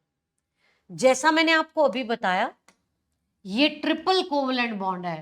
ट्रिपल बॉन्ड में एक सिग्मा है और बाकी दोनों पाई बॉन्ड हैं, इसीलिए it has 2 pi bonds only, 5 sigma and 2 pi bonds. So यहां से हमने सिग्मा और पाई बॉन्ड भी काउंट करने सीख लिए। इसके साथ हम चलते हैं नेक्स्ट क्वेश्चन पे। अगला क्वेश्चन डिस्कस करने के लिए हमें जरूरत पड़ेगी, अगेन एक काफी इंपॉर्टेंट कॉन्सेप्ट है, और वो है डाइपोल मोमेंट। डाइपोल मोमेंट के लिए हमें यह पता होना चाहिए कि पोलर और नॉन पोलर कोवलेंट बॉन्ड कौन से होते हैं, हमें उसके बारे में जानना पड़ेगा। उससे पहले व्हाट इज इलेक्ट्रोनेगेटिविटी। अगर एक कोवलेंट बॉन्ड बना हुआ है, कोवलेंट बॉन्ड का जो बॉन्ड पेयर है या शेयर्ड पेयर ऑफ इलेक्ट्रॉन्स हैं, बॉन्डेड एटम उसको कितनी जोर से अपनी तरफ खींच रहा है, उसे हम इलेक्ट्रोनेगेटिविटी कहते हैं। इलेक्ट्रोनेगेटिविटी पीरियोडिक टेबल के चैप्टर में भी पढ़ते हैं बेटा, सिंपल ट्रेंड है, पीरियोडिक टेबल में लेफ्ट टू राइट जाते हैं तो इलेक्ट्रोनेगेटिविटी बढ़ती है, डाउन द ग्रुप जाते हैं तो इलेक्ट्रोनेगेटिविटी कम हो जाती है। पोलर कोवलेंट बॉन्ड किसको कहते हैं? बिल्कुल सिंपल, अगर जिन दो एटम्स के बीच में बॉन्ड बना हुआ है, अगर वो दोनों एटम एक दूसरे से अलग हैं तो हाँ, वो कोवलेंट बॉन्ड पोलर है, और अगर वो दोनों बॉन्डेड एटम सेम है तो वो कोवलेंट बॉन्ड नॉन पोलर है। हमारे लिए बिल्कुल सिंप्लीफाइड कंसेप्ट। लेकिन अभी मैं बात कर रही हूं पोलर बॉन्ड्स की, नॉन पोलर बॉन्ड्स की। नेक्स्ट हमने जो बात करनी है, हम मॉलिक्यूल्स पर भी जाएंगे कि पोलर और नॉन पोलर मॉलिक्यूल्स जो हैं वो कौन से होते हैं। अगर हम बात करें बेटा कि पोलर बॉन्ड और डाइपोल मोमेंट का क्या लेना देना, डाइपोल मोमेंट अगर तो एक मॉलिक्यूल की निकाल रहे हो तो आपको उससे पहले एक बॉन्ड की डाइपोल मोमेंट जाननी होगी। बॉन्ड की डाइपोल मोमेंट को बॉन्ड डाइपोल कहते हैं, it is called as bond dipole, या बॉन्ड मोमेंट वर्ड भी यूज कर लेते हैं। मॉलिक्यूल की डाइपोल मोमेंट निकालने के लिए आपको यह समझना पड़ेगा कि बॉन्ड डाइपोल जो है वो वेक्टर्स हैं। Dipole moment of a molecule एक वेक्टर क्वांटिटी है, और ये इस तरह से निकलेगी कि मॉलिक्यूल के अंदर जितने भी लोन पेयर और बॉन्ड पेयर के वेक्टर्स हैं, उन्हें उनकी वेक्टर एडिशन करके हम नेट डाइपोल मोमेंट बताएंगे। सबसे पहले हम ये मॉलिक्यूल लेते हैं कार्बन डाइऑक्साइड। कार्बन डाइऑक्साइड जो है उसका स्ट्रक्चर बनाते, ये रहा कार्बन डाइऑक्साइड जिसका लीनियर स्ट्रक्चर है। और ये जो लीनियर स्ट्रक्चर है कार्बन डाइऑक्साइड का, यहां से हमें यह भी पता लगाना है कि इसके जो बॉन्ड्स हैं वो पोलर है या नॉन पोलर। सिंपल कॉन्सेप्ट, अगर हमारे पास कार्बन और ऑक्सीजन दो अलग अलग तरह के एटम हैं तो ये बॉन्ड पोलर है। अब पोलर तो है, लेकिन उसके लिए उसका वेक्टर किस तरह से बनाए, हमें यह ढूंढना पड़ेगा कि इन दोनों एटम्स में से ज्यादा इलेक्ट्रोनेगेटिव कौन सा है। कार्बन और ऑक्सीजन में से जो ज्यादा इलेक्ट्रोनेगेटिव एटम है वो है ऑक्सीजन। एक सिंपल बात बता देती हूं, पूरे पीरियोडिक टेबल में तीन सबसे इलेक्ट्रोनेगेटिव एलिमेंट्स कौन से हैं?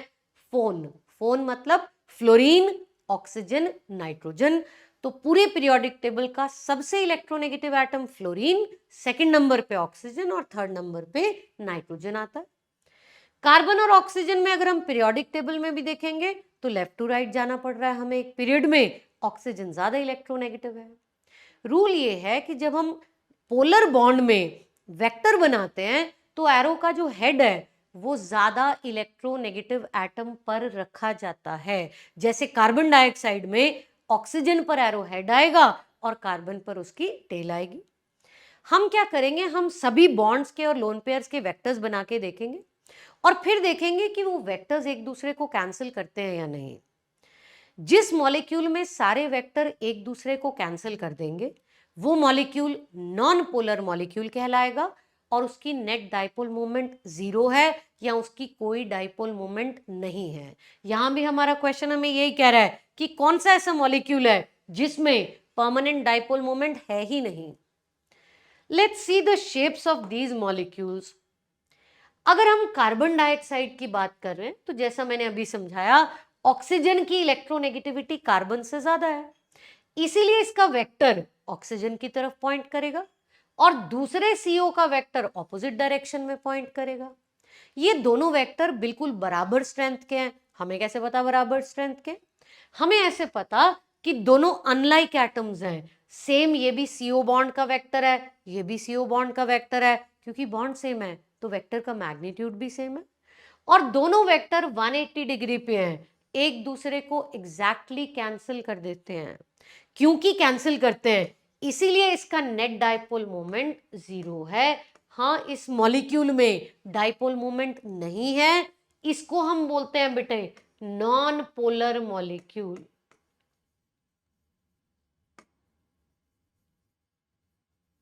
ये नॉन पोलर मॉलिक्यूल है। नेक्स्ट मॉलिक्यूल पे चलते हैं। अभी हमें सवाल यही था कि किसकी डाइपोल मोमेंट नहीं है, वैसे हमें आंसर मिल चुका है कि CO2 की डाइपोल मोमेंट नहीं है, बट स्टिल हम बाकी ऑप्शंस के लिए चेक जरूर करेंगे। अगला मॉलिक्यूल जो हमारे पास है दैट इज वाटर। वाटर के ऑक्सीजन के पास 2 लोन पेयर हैं और 2 बॉन्ड पेयर हैं। ये लोन पेयर के 2 वेक्टर, ये बॉन्ड पेयर के भी 2 वेक्टर, और ये वेक्टर पॉइंट किसकी तरफ कर रहे हैं? ऑक्सीजन की तरफ।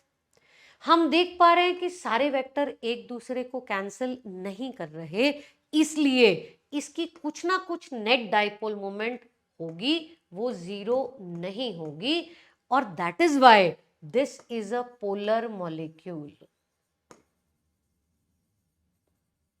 ये पोलर मॉलिक्यूल है।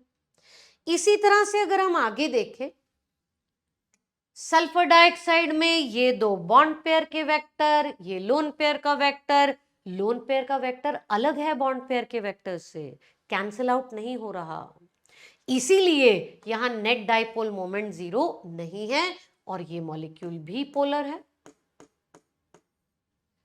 सिमिलरली SF4 में सारे वेक्टर्स एक दूसरे को कैंसिल नहीं कर रहे, लोन पेयर के वेक्टर बॉन्ड पेयर के साथ कैंसिल नहीं हो रहे, तो इसकी भी नेट डाइपोल मोमेंट 0 नहीं है।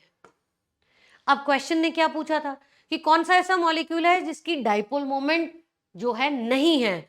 No dipole moment means 0 dipole moment, तो हमारा आंसर क्या रहेगा?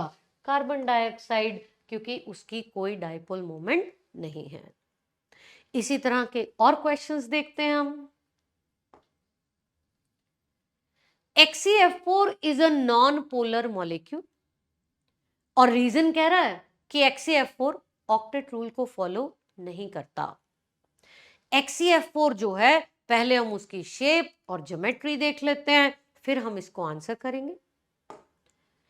ये देखिए XeF4 की शेप, ये सेंट्रल एटम ज़ेनॉन, ये 4 फ्लोरीन उसके साथ बॉन्डेड हैं, ये चारों सेम प्लेन में, एक लोन पेयर ऊपर और एक लोन पेयर नीचे।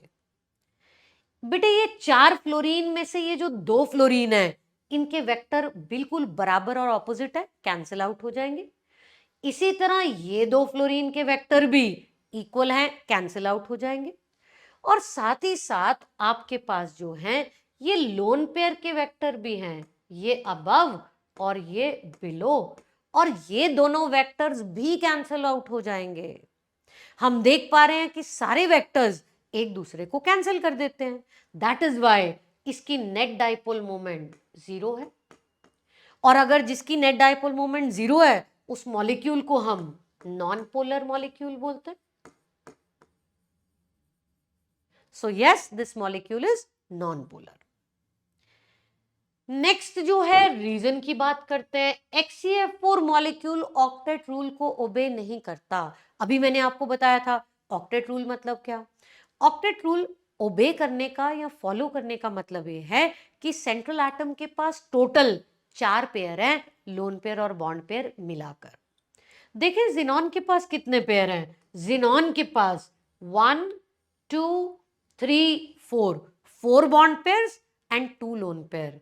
क्योंकि इसके पास 4 बॉन्ड पेयर और 2 लोन पेयर हैं, तो इसका ऑक्टेट रूल ओबेड नहीं है, बल्कि इसमें ऑक्टेट से ज्यादा इलेक्ट्रॉन्स हैं। बेटे 4 bond pairs and 2 lone pairs, 6 pairs, total 12 electrons, octet से ज्यादा हो गया। और ऐसे मॉलिक्यूल्स को हम हाइपरवेलेंट मॉलिक्यूल्स बोलते हैं। क्या बोलते हैं? हाइपरवेलेंट। तो हाँ, ज़ीनॉन टेट्राफ्लोराइड नॉन पोलर है, बिल्कुल ठीक है, वो नॉन पोलर है। और वो ऑक्टेट रूल को ओबे नहीं करता, ये भी ठीक है, लेकिन ये इसका रीजन नहीं है। इसीलिए यहां जो हम आंसर देंगे कि असर्शन और रीजन दोनों ठीक है, लेकिन रीजन उसका करेक्ट जो है एक्सप्लेनेशन नहीं है। इसी के साथ चलते हैं नेक्स्ट टाइप ऑफ क्वेश्चन पर, जहां अब हम ये पता करेंगे कि कौन से मॉलिक्यूल की डाइपोल मोमेंट कम है और कौन से मॉलिक्यूल की डाइपोल मोमेंट ज्यादा है। So check the next question, which of the following has highest dipole moment, कि जिसकी डाइपोल मोमेंट ज्यादा है। सबसे पहले फर्स्ट मॉलिक्यूल है CCl4। CCl4 में एक कार्बन है सेंट्रल एटम और 4 सराउंडिंग एटम। यहां पर हम बात कर सकते हैं रेगुलर ज्योमेट्री की, एक शॉर्टकट जिससे हमें सीधा ही पता चल जाएगा कि मॉलिक्यूल पोलर है या नॉन पोलर।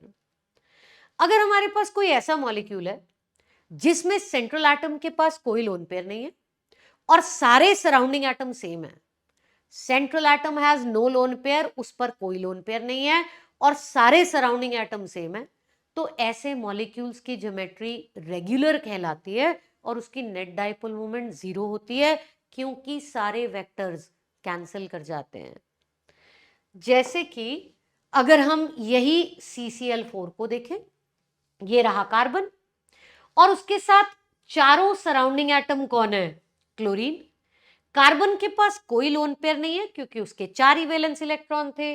ये चारों वेक्टर एक दूसरे को पूरी तरह से कैंसिल कर देंगे, इसीलिए CCl4 का नेट डाइपोल मोमेंट 0 है। इसी तरह से BF3, 3 bond pair, 0 lone pair, again तीनों cancel out, net dipole moment 0।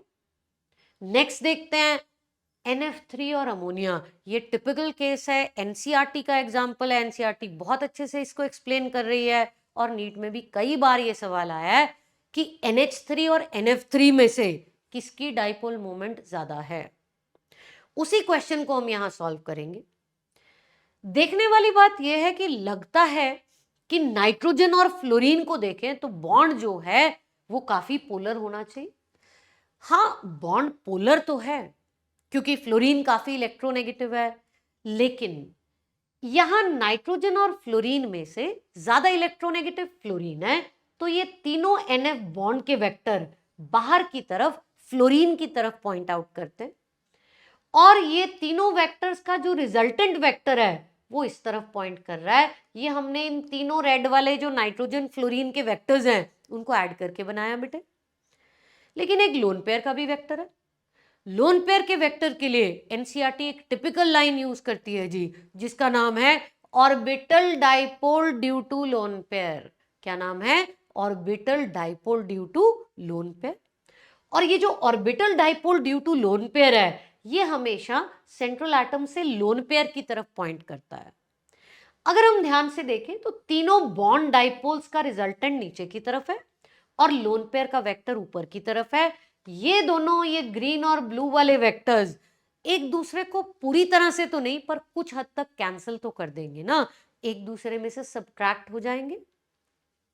लेकिन यहां अब आ गया अमोनिया का केस। कंसेप्ट ये है कि नाइट्रोजन और हाइड्रोजन में से ज्यादा इलेक्ट्रोनेगेटिव नाइट्रोजन है, तो उसके वेक्टर N की तरफ पॉइंट करेंगे और इन तीनों बॉन्ड डाइपोल्स का रिजल्टेंट ऊपर की तरफ पॉइंट करेगा, जो हम इस ग्रीन वेक्टर से दिखा रहे हैं। लोन पेयर का वेक्टर मतलब orbital dipole due to lone pair, ये बाहर की तरफ पॉइंट करेगा और ये दोनों वेक्टर्स एक दूसरे में ऐड हो रहे हैं। देखो, पहली दो ऑप्शंस का तो डाइपोल मोमेंट 0 ही था। अब हमें यही ढूंढना है कि इनमें से किसका डाइपोल मोमेंट ज्यादा है, क्योंकि ये दोनों वेक्टर्स सब्ट्रैक्ट हो रहे हैं और ये दोनों ऐड हो रहे हैं। सेम डायरेक्शन में है ना, तो ऐड होते हैं, ऑपोजिट डायरेक्शन में है सब्ट्रैक्ट होते हैं। ये ऐड हो रहे हैं तो this has more dipole moment. तो अमोनिया का NH3 का डाइपोल मोमेंट NF3 से ज्यादा है। क्वेश्चन था हाईएस्ट किसका है, तो हाँ, हाईएस्ट डाइपोल मोमेंट NH3 का है। हाँ, इन दोनों का नेट डाइपोल मोमेंट 0 तो नहीं है, ना इसका ना इसका। ये दोनों पोलर मॉलिक्यूल हैं, लेकिन इनमें से ज्यादा डाइपोल मोमेंट अमोनिया की है। ये था हमारा डाइपोल मोमेंट का कंसेप्ट। और नेक्स्ट कंसेप्ट जिसकी हम बात करने वाले हैं वो है MOT। MOT molecular orbital theory. ये मौत नहीं, जिंदगी है। मॉलिक्यूलर ऑर्बिटल थ्योरी के नीट में हर साल कुछ ना कुछ क्वेश्चंस आ ही रहे हैं, और जो मैक्सिमम क्वेश्चंस आते हैं वो आते हैं कन्फिग्रेशन बेस्ड। इसके लिए मुझे आपको मॉलिक्यूल्स की पहले कन्फिग्रेशन सिखानी पड़ेगी। एक सिंपल कॉन्सेप्ट है कि हमें ये देखना है कि मॉलिक्यूल के टोटल इलेक्ट्रॉन्स कितने हैं। दो केसेस अराइज होते हैं इसमें। पहला केस वो जिसमें टोटल इलेक्ट्रॉन्स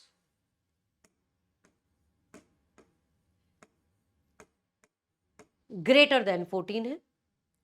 अगर मॉलिक्यूल के कुल मिला के जो इलेक्ट्रॉन्स हैं वो 14 हैं या उससे ज्यादा है, पहले उसकी बात कर लेते हैं, तब हमारे पास हमें एक मॉलिक्यूलर ऑर्बिटल्स की एनर्जी का ऑर्डर मिलेगा।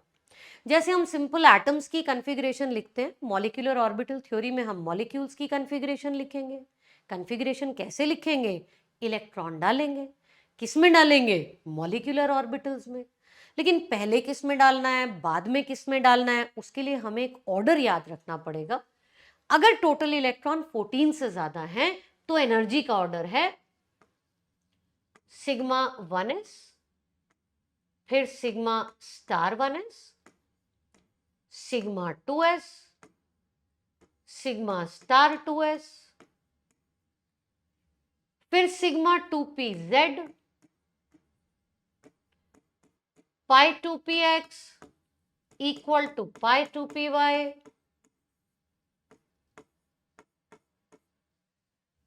फिर pi star 2px equal to pi star 2py,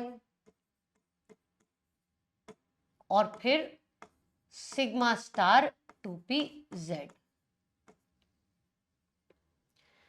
ये आप पूछेंगे क्या है? कुछ नहीं, ये सिर्फ मॉलिक्यूलर ऑर्बिटल्स के नाम हैं। जैसे एटॉमिक ऑर्बिटल्स के नाम 1s 2s 2p होते हैं, मॉलिक्यूलर ऑर्बिटल्स के नाम sigma 1s sigma star 1s sigma 2s sigma star 2s इस तरह से होते हैं। दूसरी बात, ये कॉन्फ़िगरेशन बनानी बिल्कुल सिंपल है, क्योंकि हम हर एक मॉलिक्यूलर ऑर्बिटल में ज्यादा से ज्यादा 2 ही इलेक्ट्रॉन डाल सकते हैं, मैक्सिमम 2, और ऑफ कोर्स उससे कम भी हो सकते हैं। जिन मॉलिक्यूलर ऑर्बिटल्स को हम इक्वल एनर्जी की लिख रहे हैं, ये जो हमने ऑर्डर लिखा है बेटे, ये एनर्जीज का ऑर्डर है। जिन मॉलिक्यूलर ऑर्बिटल्स की एनर्जी सेम है उनको हम डीजेनरेट बोलते हैं। क्या बोलते हैं? डीजेनरेट। तो पाई 2px और पाई 2py मॉलिक्यूलर ऑर्बिटल्स डीजेनरेट है, और पाई स्टार 2px और पाई स्टार 2py मॉलिक्यूलर ऑर्बिटल्स भी डीजेनरेट है। हमें जितने इलेक्ट्रॉन्स भरने होंगे हम हर एक ऑर्बिटल में 2-2 इलेक्ट्रॉन्स भरेंगे। यहां कुछ ऑर्बिटल्स पर स्टार लगे हैं और कुछ ऑर्बिटल्स पर स्टार नहीं लगे। जो बिना स्टार वाले ऑर्बिटल्स हैं उन्हें कहते हैं बॉन्डिंग मॉलिक्यूलर ऑर्बिटल या बीएमओ, और जो स्टार वाले मॉलिक्यूल्स हैं, स्टार वाले मॉलिक्यूलर ऑर्बिटल्स हैं, उन्हें एंटी बॉन्डिंग मॉलिक्यूलर ऑर्बिटल्स कहा जाता है। Anti bonding molecular orbitals.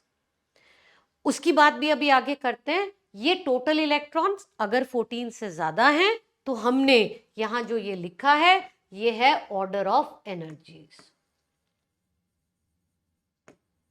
ये हमने एनर्जी का ऑर्डर लिखा है।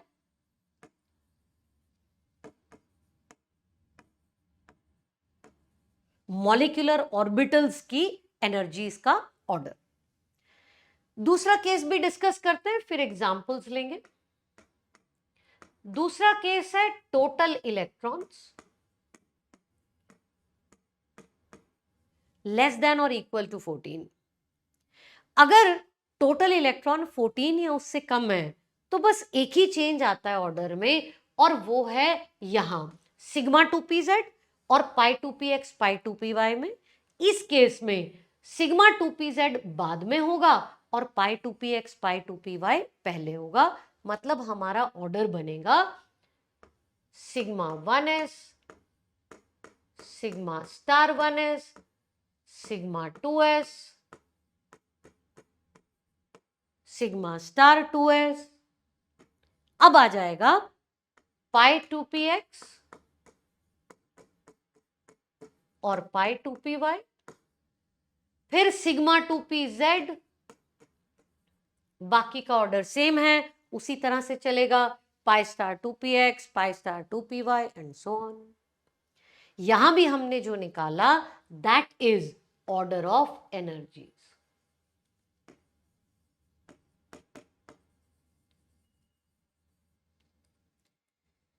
अब इन एनर्जीज के ऑर्डर से फायदा क्या होगा? फायदा ये होगा कि पहले उस मॉलिक्यूलर ऑर्बिटल को भरा जाएगा जिसकी एनर्जी कम है, और फिर उस मॉलिक्यूलर ऑर्बिटल को भरेंगे जिसकी एनर्जी ज्यादा है। यहां जो मॉलिक्यूलर ऑर्बिटल्स जो हैं विदाउट स्टार वाले हैं उनको हम कहते हैं BMO यानी बॉन्डिंग मॉलिक्यूलर ऑर्बिटल्स, और जो स्टार के साथ हैं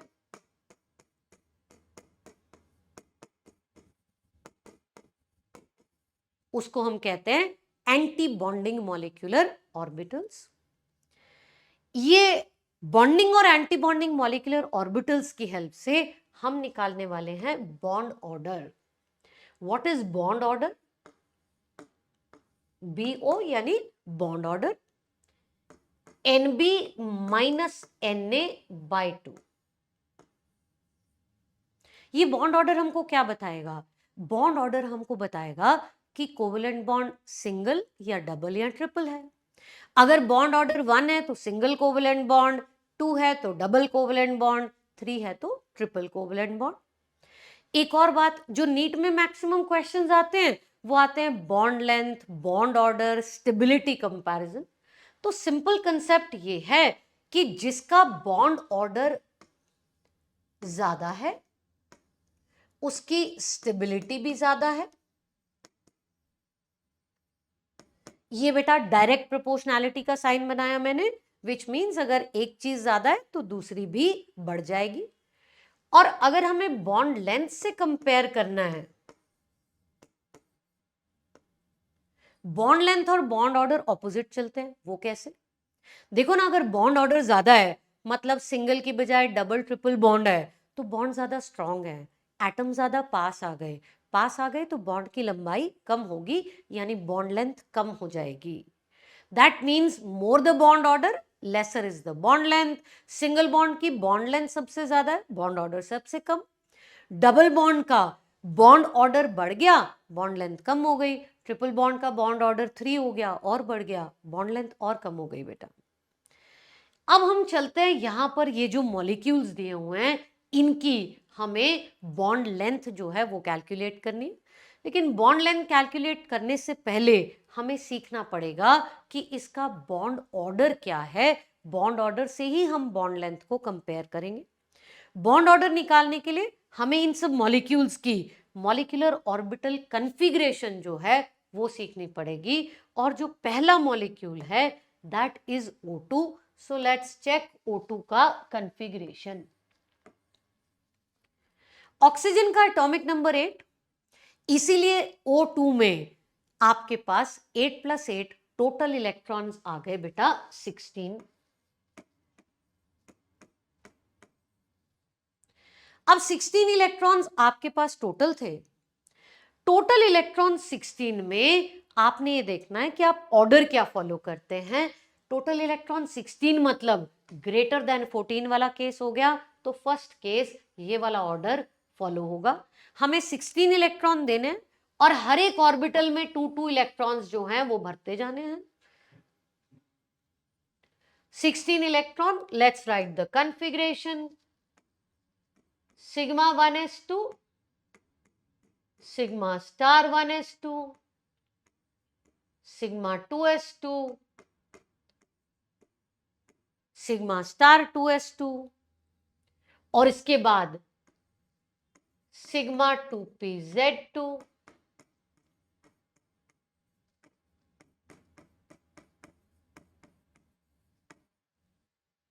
यहां तक पहले चेक कर लेते हैं कितने इलेक्ट्रॉन दे चुके हैं हम। ये जो ऊपर हम पावर्स लिख रहे हैं ये इलेक्ट्रॉन्स हैं। कितने इलेक्ट्रॉन दे चुके? 2 and 2 4, 4 and 2 6, 8, 10, 12, 14। अभी तक हम 14 इलेक्ट्रॉन दे चुके हैं और हमें टोटल इलेक्ट्रॉन कितने देने थे? 16। 2 इलेक्ट्रॉन्स बचे हैं और इसके बाद जो हमारे पास नेक्स्ट ऑर्बिटल है that is pi star 2px। और pi star 2p y। Total electrons दो बचे हुए हैं, पाई स्टार 2px और पाई स्टार 2py दोनों डीजेनरेट है, उनकी एनर्जी सेम है। अगर उनकी एनर्जी सेम है बेटा, तो हम ऐसा नहीं कर सकते कि पाई स्टार 2px को 2 इलेक्ट्रॉन दे दें और 2py को कुछ भी ना दें। हमारा हंड्स रूल कहता है कि अगर बराबर एनर्जी के ऑर्बिटल्स हैं तो पहले उनको एक एक इलेक्ट्रॉन मिलेगा, उसके बाद ही पेयरिंग होगी।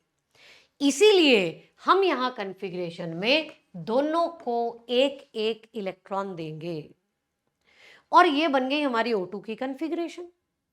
कॉन्फ़िगरेशन तो बन गई, लेकिन हमें इसमें से बॉन्ड ऑर्डर भी निकालना है। वो कैसे निकालें?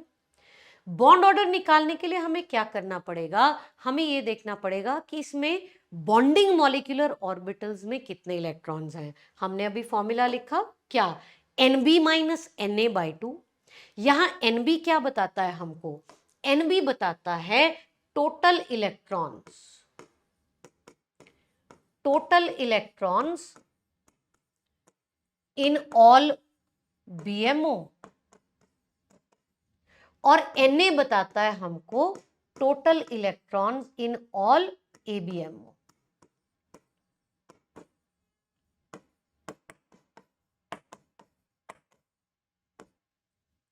यही एग्जाम्पल यूज करते हैं हम आगे। यहां पर हमारे पास ये बॉन्डिंग मॉलिक्यूलर ऑर्बिटल है, ये भी बॉन्डिंग मॉलिक्यूलर ऑर्बिटल है। जो बिना स्टार वाले ऑर्बिटल्स हैं मैं उन सबको सर्कल कर रही हूं, और ये सब बॉन्डिंग मॉलिक्यूलर ऑर्बिटल है। इनमें टोटल कितने इलेक्ट्रॉन्स हैं? ध्यान से देखो, ये 2, ये 4, ये 6, ये 8 और ये 10। दैट मीन्स कि आपके पास टोटल Nb की वैल्यू जो है दैट इज बेसिकली 10। और Na की वैल्यू क्या होगी? एंटी बॉन्डिंग वाले इलेक्ट्रॉन। एंटी बॉन्डिंग वाले इलेक्ट्रॉन जो हैं, यहां से हमारे पास सिग्मा स्टार 1s के 2 हैं, सिग्मा स्टार 2s के 2, और पाई स्टार 2px का 1 और पाई स्टार 2py का भी 1, विच मीन्स कि आपके पास 2 + 2 4 एंड 2 6, ये आपकी Na की वैल्यू आ गई। बॉन्ड ऑर्डर का फॉर्मूला लगाते हैं जी। बॉन्ड ऑर्डर कहता है Nb माइनस Na/2।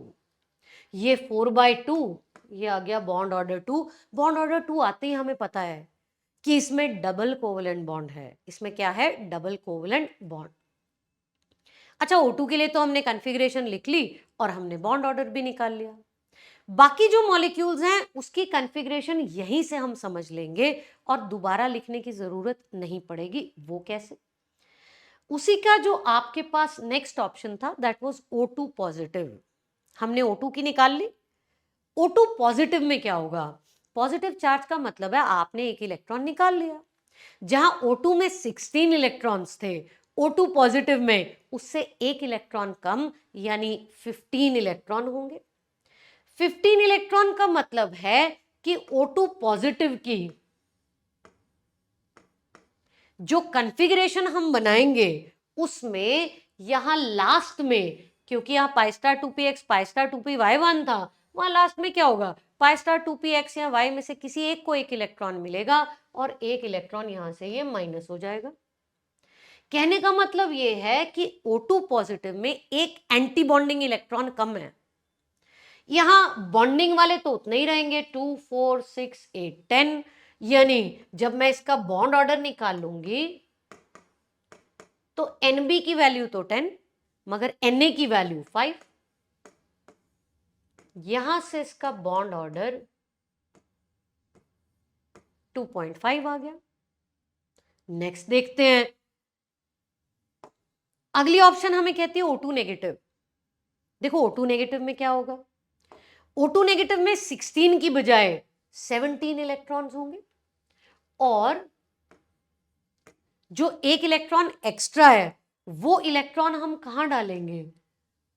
पाई स्टार 2px और पाई स्टार 2py में एक एक इलेक्ट्रॉन और डल सकता है। हर एक मॉलिक्यूलर ऑर्बिटल में ज्यादा से ज्यादा 2 इलेक्ट्रॉन बिटे। इसीलिए 17 इलेक्ट्रॉन्स में जो हमारे पास डलेंगे इलेक्ट्रॉन वो पाई स्टार 2px और पाई स्टार 2py में से एक को 2 इलेक्ट्रॉन मिलेंगे और एक को 1 इलेक्ट्रॉन मिलेगा। कहने का मतलब ये है कि जो एक एक्स्ट्रा इलेक्ट्रॉन यहां बढ़ गया है O2 के मुकाबले में, वो एंटी बॉन्डिंग ऑर्बिटल में गया है, तो यहां पे Nb की वैल्यू 10 है, लेकिन आपके पास 6 की बजाय एंटी बॉन्डिंग इलेक्ट्रॉन 7 है। ये 10 माइनस 7/2 दैट इज बेसिकली 1.5। उसके बाद आपके पास जो नेक्स्ट ऑप्शन थी वो थी O2 2 नेगेटिव। O2 2 नेगेटिव में आपके पास O2 के कंपैरिजन में अगेन 2 एक्स्ट्रा इलेक्ट्रॉन्स हैं और वो 2 एक्स्ट्रा इलेक्ट्रॉन्स हम डालेंगे पाई स्टार 2px और y में एक एक और आ जाएगा, विच मीन्स O2 नेगेटिव में O2 2 नेगेटिव में बॉन्ड ऑर्डर निकालेंगे तो Nb की वैल्यू तो 10 है, मगर एंटी बॉन्डिंग वाले यहां पर 6 इलेक्ट्रॉन थे और यहां उससे 2 ज्यादा यानी 8 इलेक्ट्रॉन्स हो चुके हैं। इसका बॉन्ड ऑर्डर 1 है। क्वेश्चन ने हमें बॉन्ड ऑर्डर नहीं पूछा, उसने हमको बॉन्ड लेंथ पूछी। बॉन्ड लेंथ और बॉन्ड ऑर्डर एक दूसरे से ऑपोजिट चलते हैं।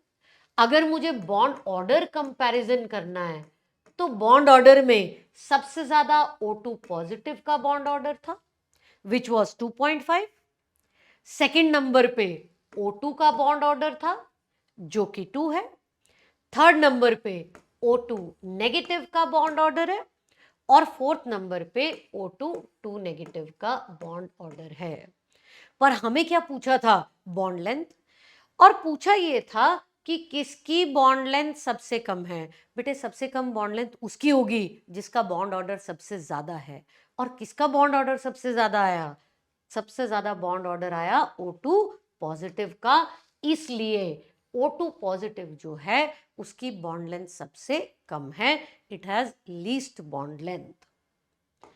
एक्चुअली ये जो आयन्स हैं इनके कुछ नाम भी हैं। यहां जो O2 नेगेटिव आयन है इसको हम कहते हैं super oxide ion. This is called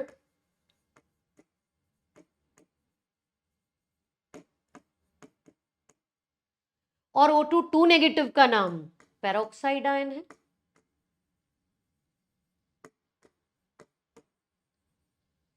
this is peroxide ion. इसी क्वेश्चन से रिलेटेड नेक्स्ट क्वेश्चन देखेंगे। यहां इस क्वेश्चन में पूछा है बॉन्ड लेंथ का ही कंपैरिजन है। एक्चुअली पिछले क्वेश्चन में से इसका आंसर निकल जाएगा। बस हमें यह समझना है कि Na2O2 में ऑक्सीजन किस फॉर्म में प्रेजेंट है। समझने वाली बात यह है कि Na2O2 में सोडियम तो +1 चार्ज का ही होगा क्योंकि वो एल्कली मेटल है।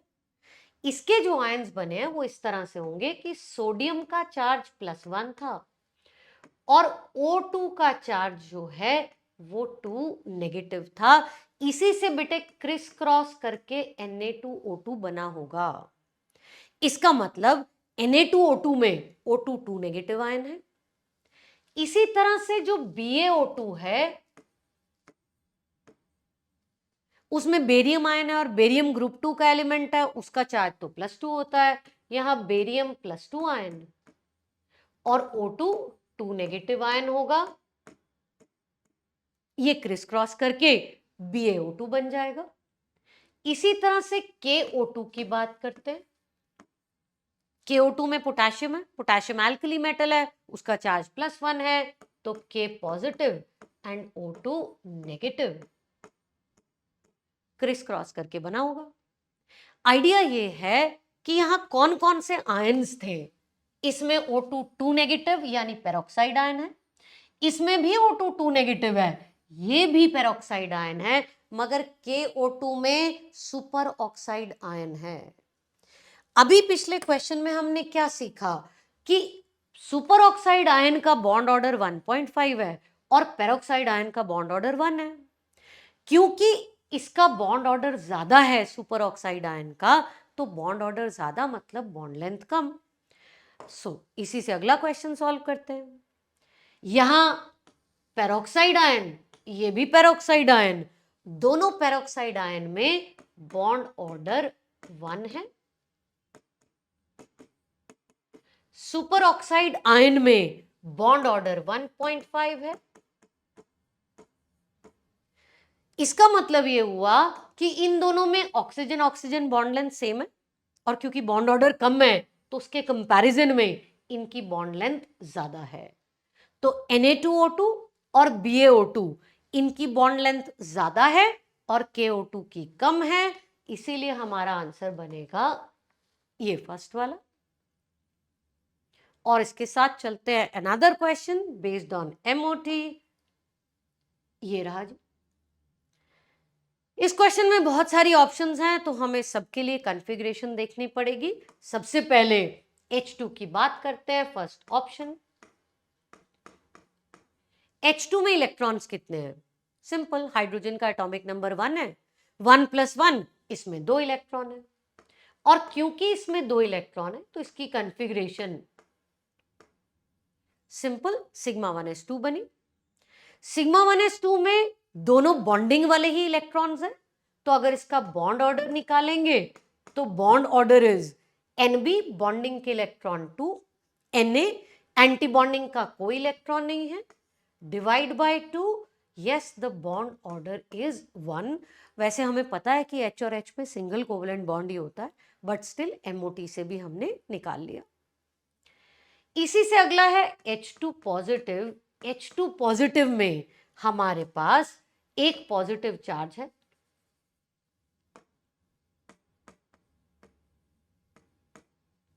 एक पॉजिटिव चार्ज मतलब दो में से एक इलेक्ट्रॉन निकल गया, मतलब यहां टोटल इलेक्ट्रॉन सिर्फ एक ही है, और इसमें कॉन्फ़िगरेशन बनेगी हमारे पास σ1s1।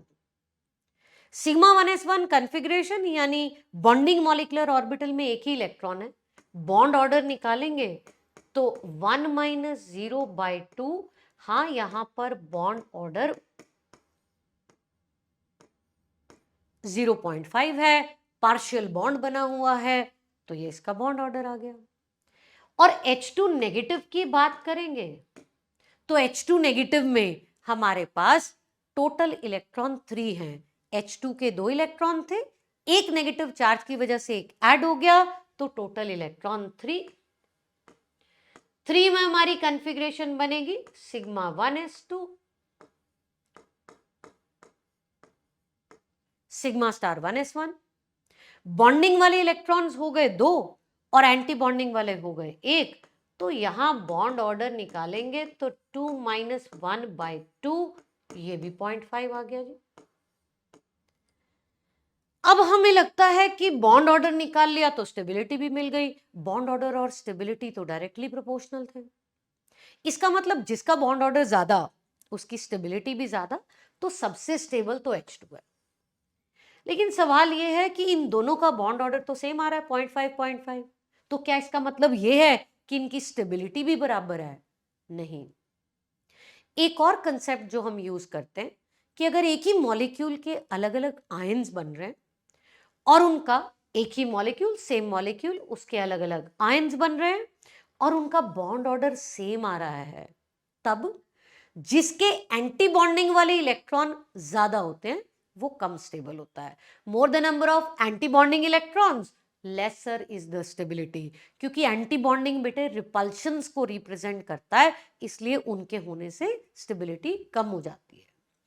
देखा जाए तो यहां पर एंटी बॉन्डिंग इलेक्ट्रॉन 0 है और यहां पर एंटी बॉन्डिंग इलेक्ट्रॉन 1 है, इसीलिए H2 पॉजिटिव की स्टेबिलिटी H2 नेगेटिव के कंपैरिजन में ज्यादा होती है। That means correct order of stability जो है वो क्या होना चाहिए? Correct order of stability should be H2 सबसे स्टेबल, फिर H2 पॉजिटिव, फिर H2 नेगेटिव। हमें पूछा था करेक्ट ऑर्डर, हमें दिख रहा है कि फर्स्ट ऑप्शन करेक्ट नहीं है, so let's go to the next. Second option NO की बात कर रही, सो NO के लिए कॉन्फ़िगरेशन बनाते हैं। NO में टोटल इलेक्ट्रॉन्स कितने हैं? नाइट्रोजन के 7 और ऑक्सीजन के 8, उनके एटॉमिक नंबर्स, इसीलिए टोटल इलेक्ट्रॉन्स 15। ये 15 इलेक्ट्रॉन्स में जब हम इसकी कॉन्फ़िगरेशन बनाएंगे तो कॉन्फ़िगरेशन बनेगी sigma 1s2 sigma star 1s2 sigma 2s2 sigma star 2s2 और क्योंकि ये 14 से ज्यादा है तो again sigma 2pz2 pi 2px equal to pi 2py।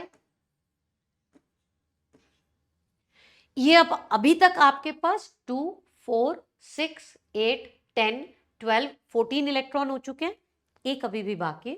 जो नेक्स्ट में आ जाएगा ये पाई स्टार 2px भी हो सकता है और पाई स्टार 2py भी हो सकता है, दोनों में से किसी एक में एक इलेक्ट्रॉन आ गया। अगर इसका बॉन्ड ऑर्डर निकालेंगे, क्योंकि बॉन्ड लेंथ कंपेयर करनी है तो बॉन्ड ऑर्डर तो निकालना ही पड़ेगा। बॉन्ड ऑर्डर निकालने के लिए इसमें Nb की वैल्यू, ये बॉन्डिंग वाले टोटल इलेक्ट्रॉन ये 2, ये 4, ये 6, 8 और 10, तो Nb की वैल्यू यहां 10 है। और एंटी बॉन्डिंग वाले कितने इलेक्ट्रॉन्स हैं? सिग्मा स्टार 1s के 2 आ गए बेटा, सिग्मा स्टार 2s के भी 2 आ गए और पाई स्टार 2px का 1 आ गया, दैट मीन्स 5। यहां आपके पास ये बॉन्ड ऑर्डर जो है that comes out to be 2.5। यहां से हमने इसका बॉन्ड ऑर्डर निकाल दिया, लेकिन हमें कंपेयर किससे करना था? NO पॉजिटिव से और NO नेगेटिव से। जब हम NO पॉजिटिव की बात करेंगे तो उसमें NO के मुकाबले में एक इलेक्ट्रॉन कम हो गया, और वो एक इलेक्ट्रॉन कौन सा होगा? वो एक इलेक्ट्रॉन ये पाई स्टार 2px वाला होगा। दैट मीन्स वहां पर एक एंटी बॉन्डिंग वाला इलेक्ट्रॉन कम हो गया। इसीलिए जब हम इसका बॉन्ड ऑर्डर निकालेंगे तो 10 Nb की वैल्यू, लेकिन एंटी बॉन्डिंग वाले 4 ही रह गए, तो यहां पर आपके पास बॉन्ड ऑर्डर 3 आ गया। और इसी तरह से NO नेगेटिव में जब आप एक इलेक्ट्रॉन डालेंगे NO के अंदर तो वो एंटी बॉन्डिंग वाले पाई स्टार 2px और पाई स्टार 2py में ही जाएगा, तो वहां पर Na की वैल्यू 5 की बजाय 6 हो जाएगी।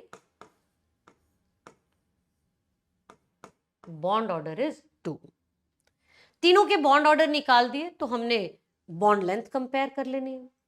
बॉन्ड लेंथ कंपेयर करनी है तो बॉन्ड ऑर्डर जो है सबसे ज्यादा किसका है? NO पॉजिटिव का। NO पॉजिटिव का bond order maximum, bond length minimum. ठीक हो गया जी। उसके बाद आया आपके पास NO जिसका बॉन्ड ऑर्डर 2.5 है, और फिर आया आपके पास NO नेगेटिव। हाँ, ये एग्जैक्टली बॉन्ड ऑर्डर से ऑपोजिट ऑर्डर है। देखो बीच में NO आ गया, NO का बॉन्ड ऑर्डर जो है दैट इज बेसिकली 2.5। उससे पहले आपका NO पॉजिटिव आ गया, NO पॉजिटिव का बॉन्ड ऑर्डर 3 है। हाँ, बॉन्ड ऑर्डर ज्यादा तो बॉन्ड लेंथ कम, और NO नेगेटिव का बॉन्ड ऑर्डर 2 है, वो सबसे आगे आ गया। दैट मीन्स यहां से हमें हमारा आंसर मिल चुका है, that is bond length comparison का ये ऑर्डर ठीक है। बिल्कुल इसी तरह आप N2, N2 पॉजिटिव, इन पर भी ये कॉन्फ़िगरेशंस लगा सकते हो और उनके बॉन्ड ऑर्डर कंपेयर करके आप उसकी कंपैरिजन स्टेबिलिटी का और बॉन्ड डिसोसिएशन एनर्जी का भी कर सकते हो। Bond order, stability, bond dissociation energy तीनों डायरेक्टली प्रोपोर्शनल है। जिसका बॉन्ड ऑर्डर ज्यादा बेटा उसकी बॉन्ड डिसोसिएशन एनर्जी भी ज्यादा होगी। और इसी के साथ आज का सेशन हम यहीं पे खत्म करते हैं। See you all in the next lecture.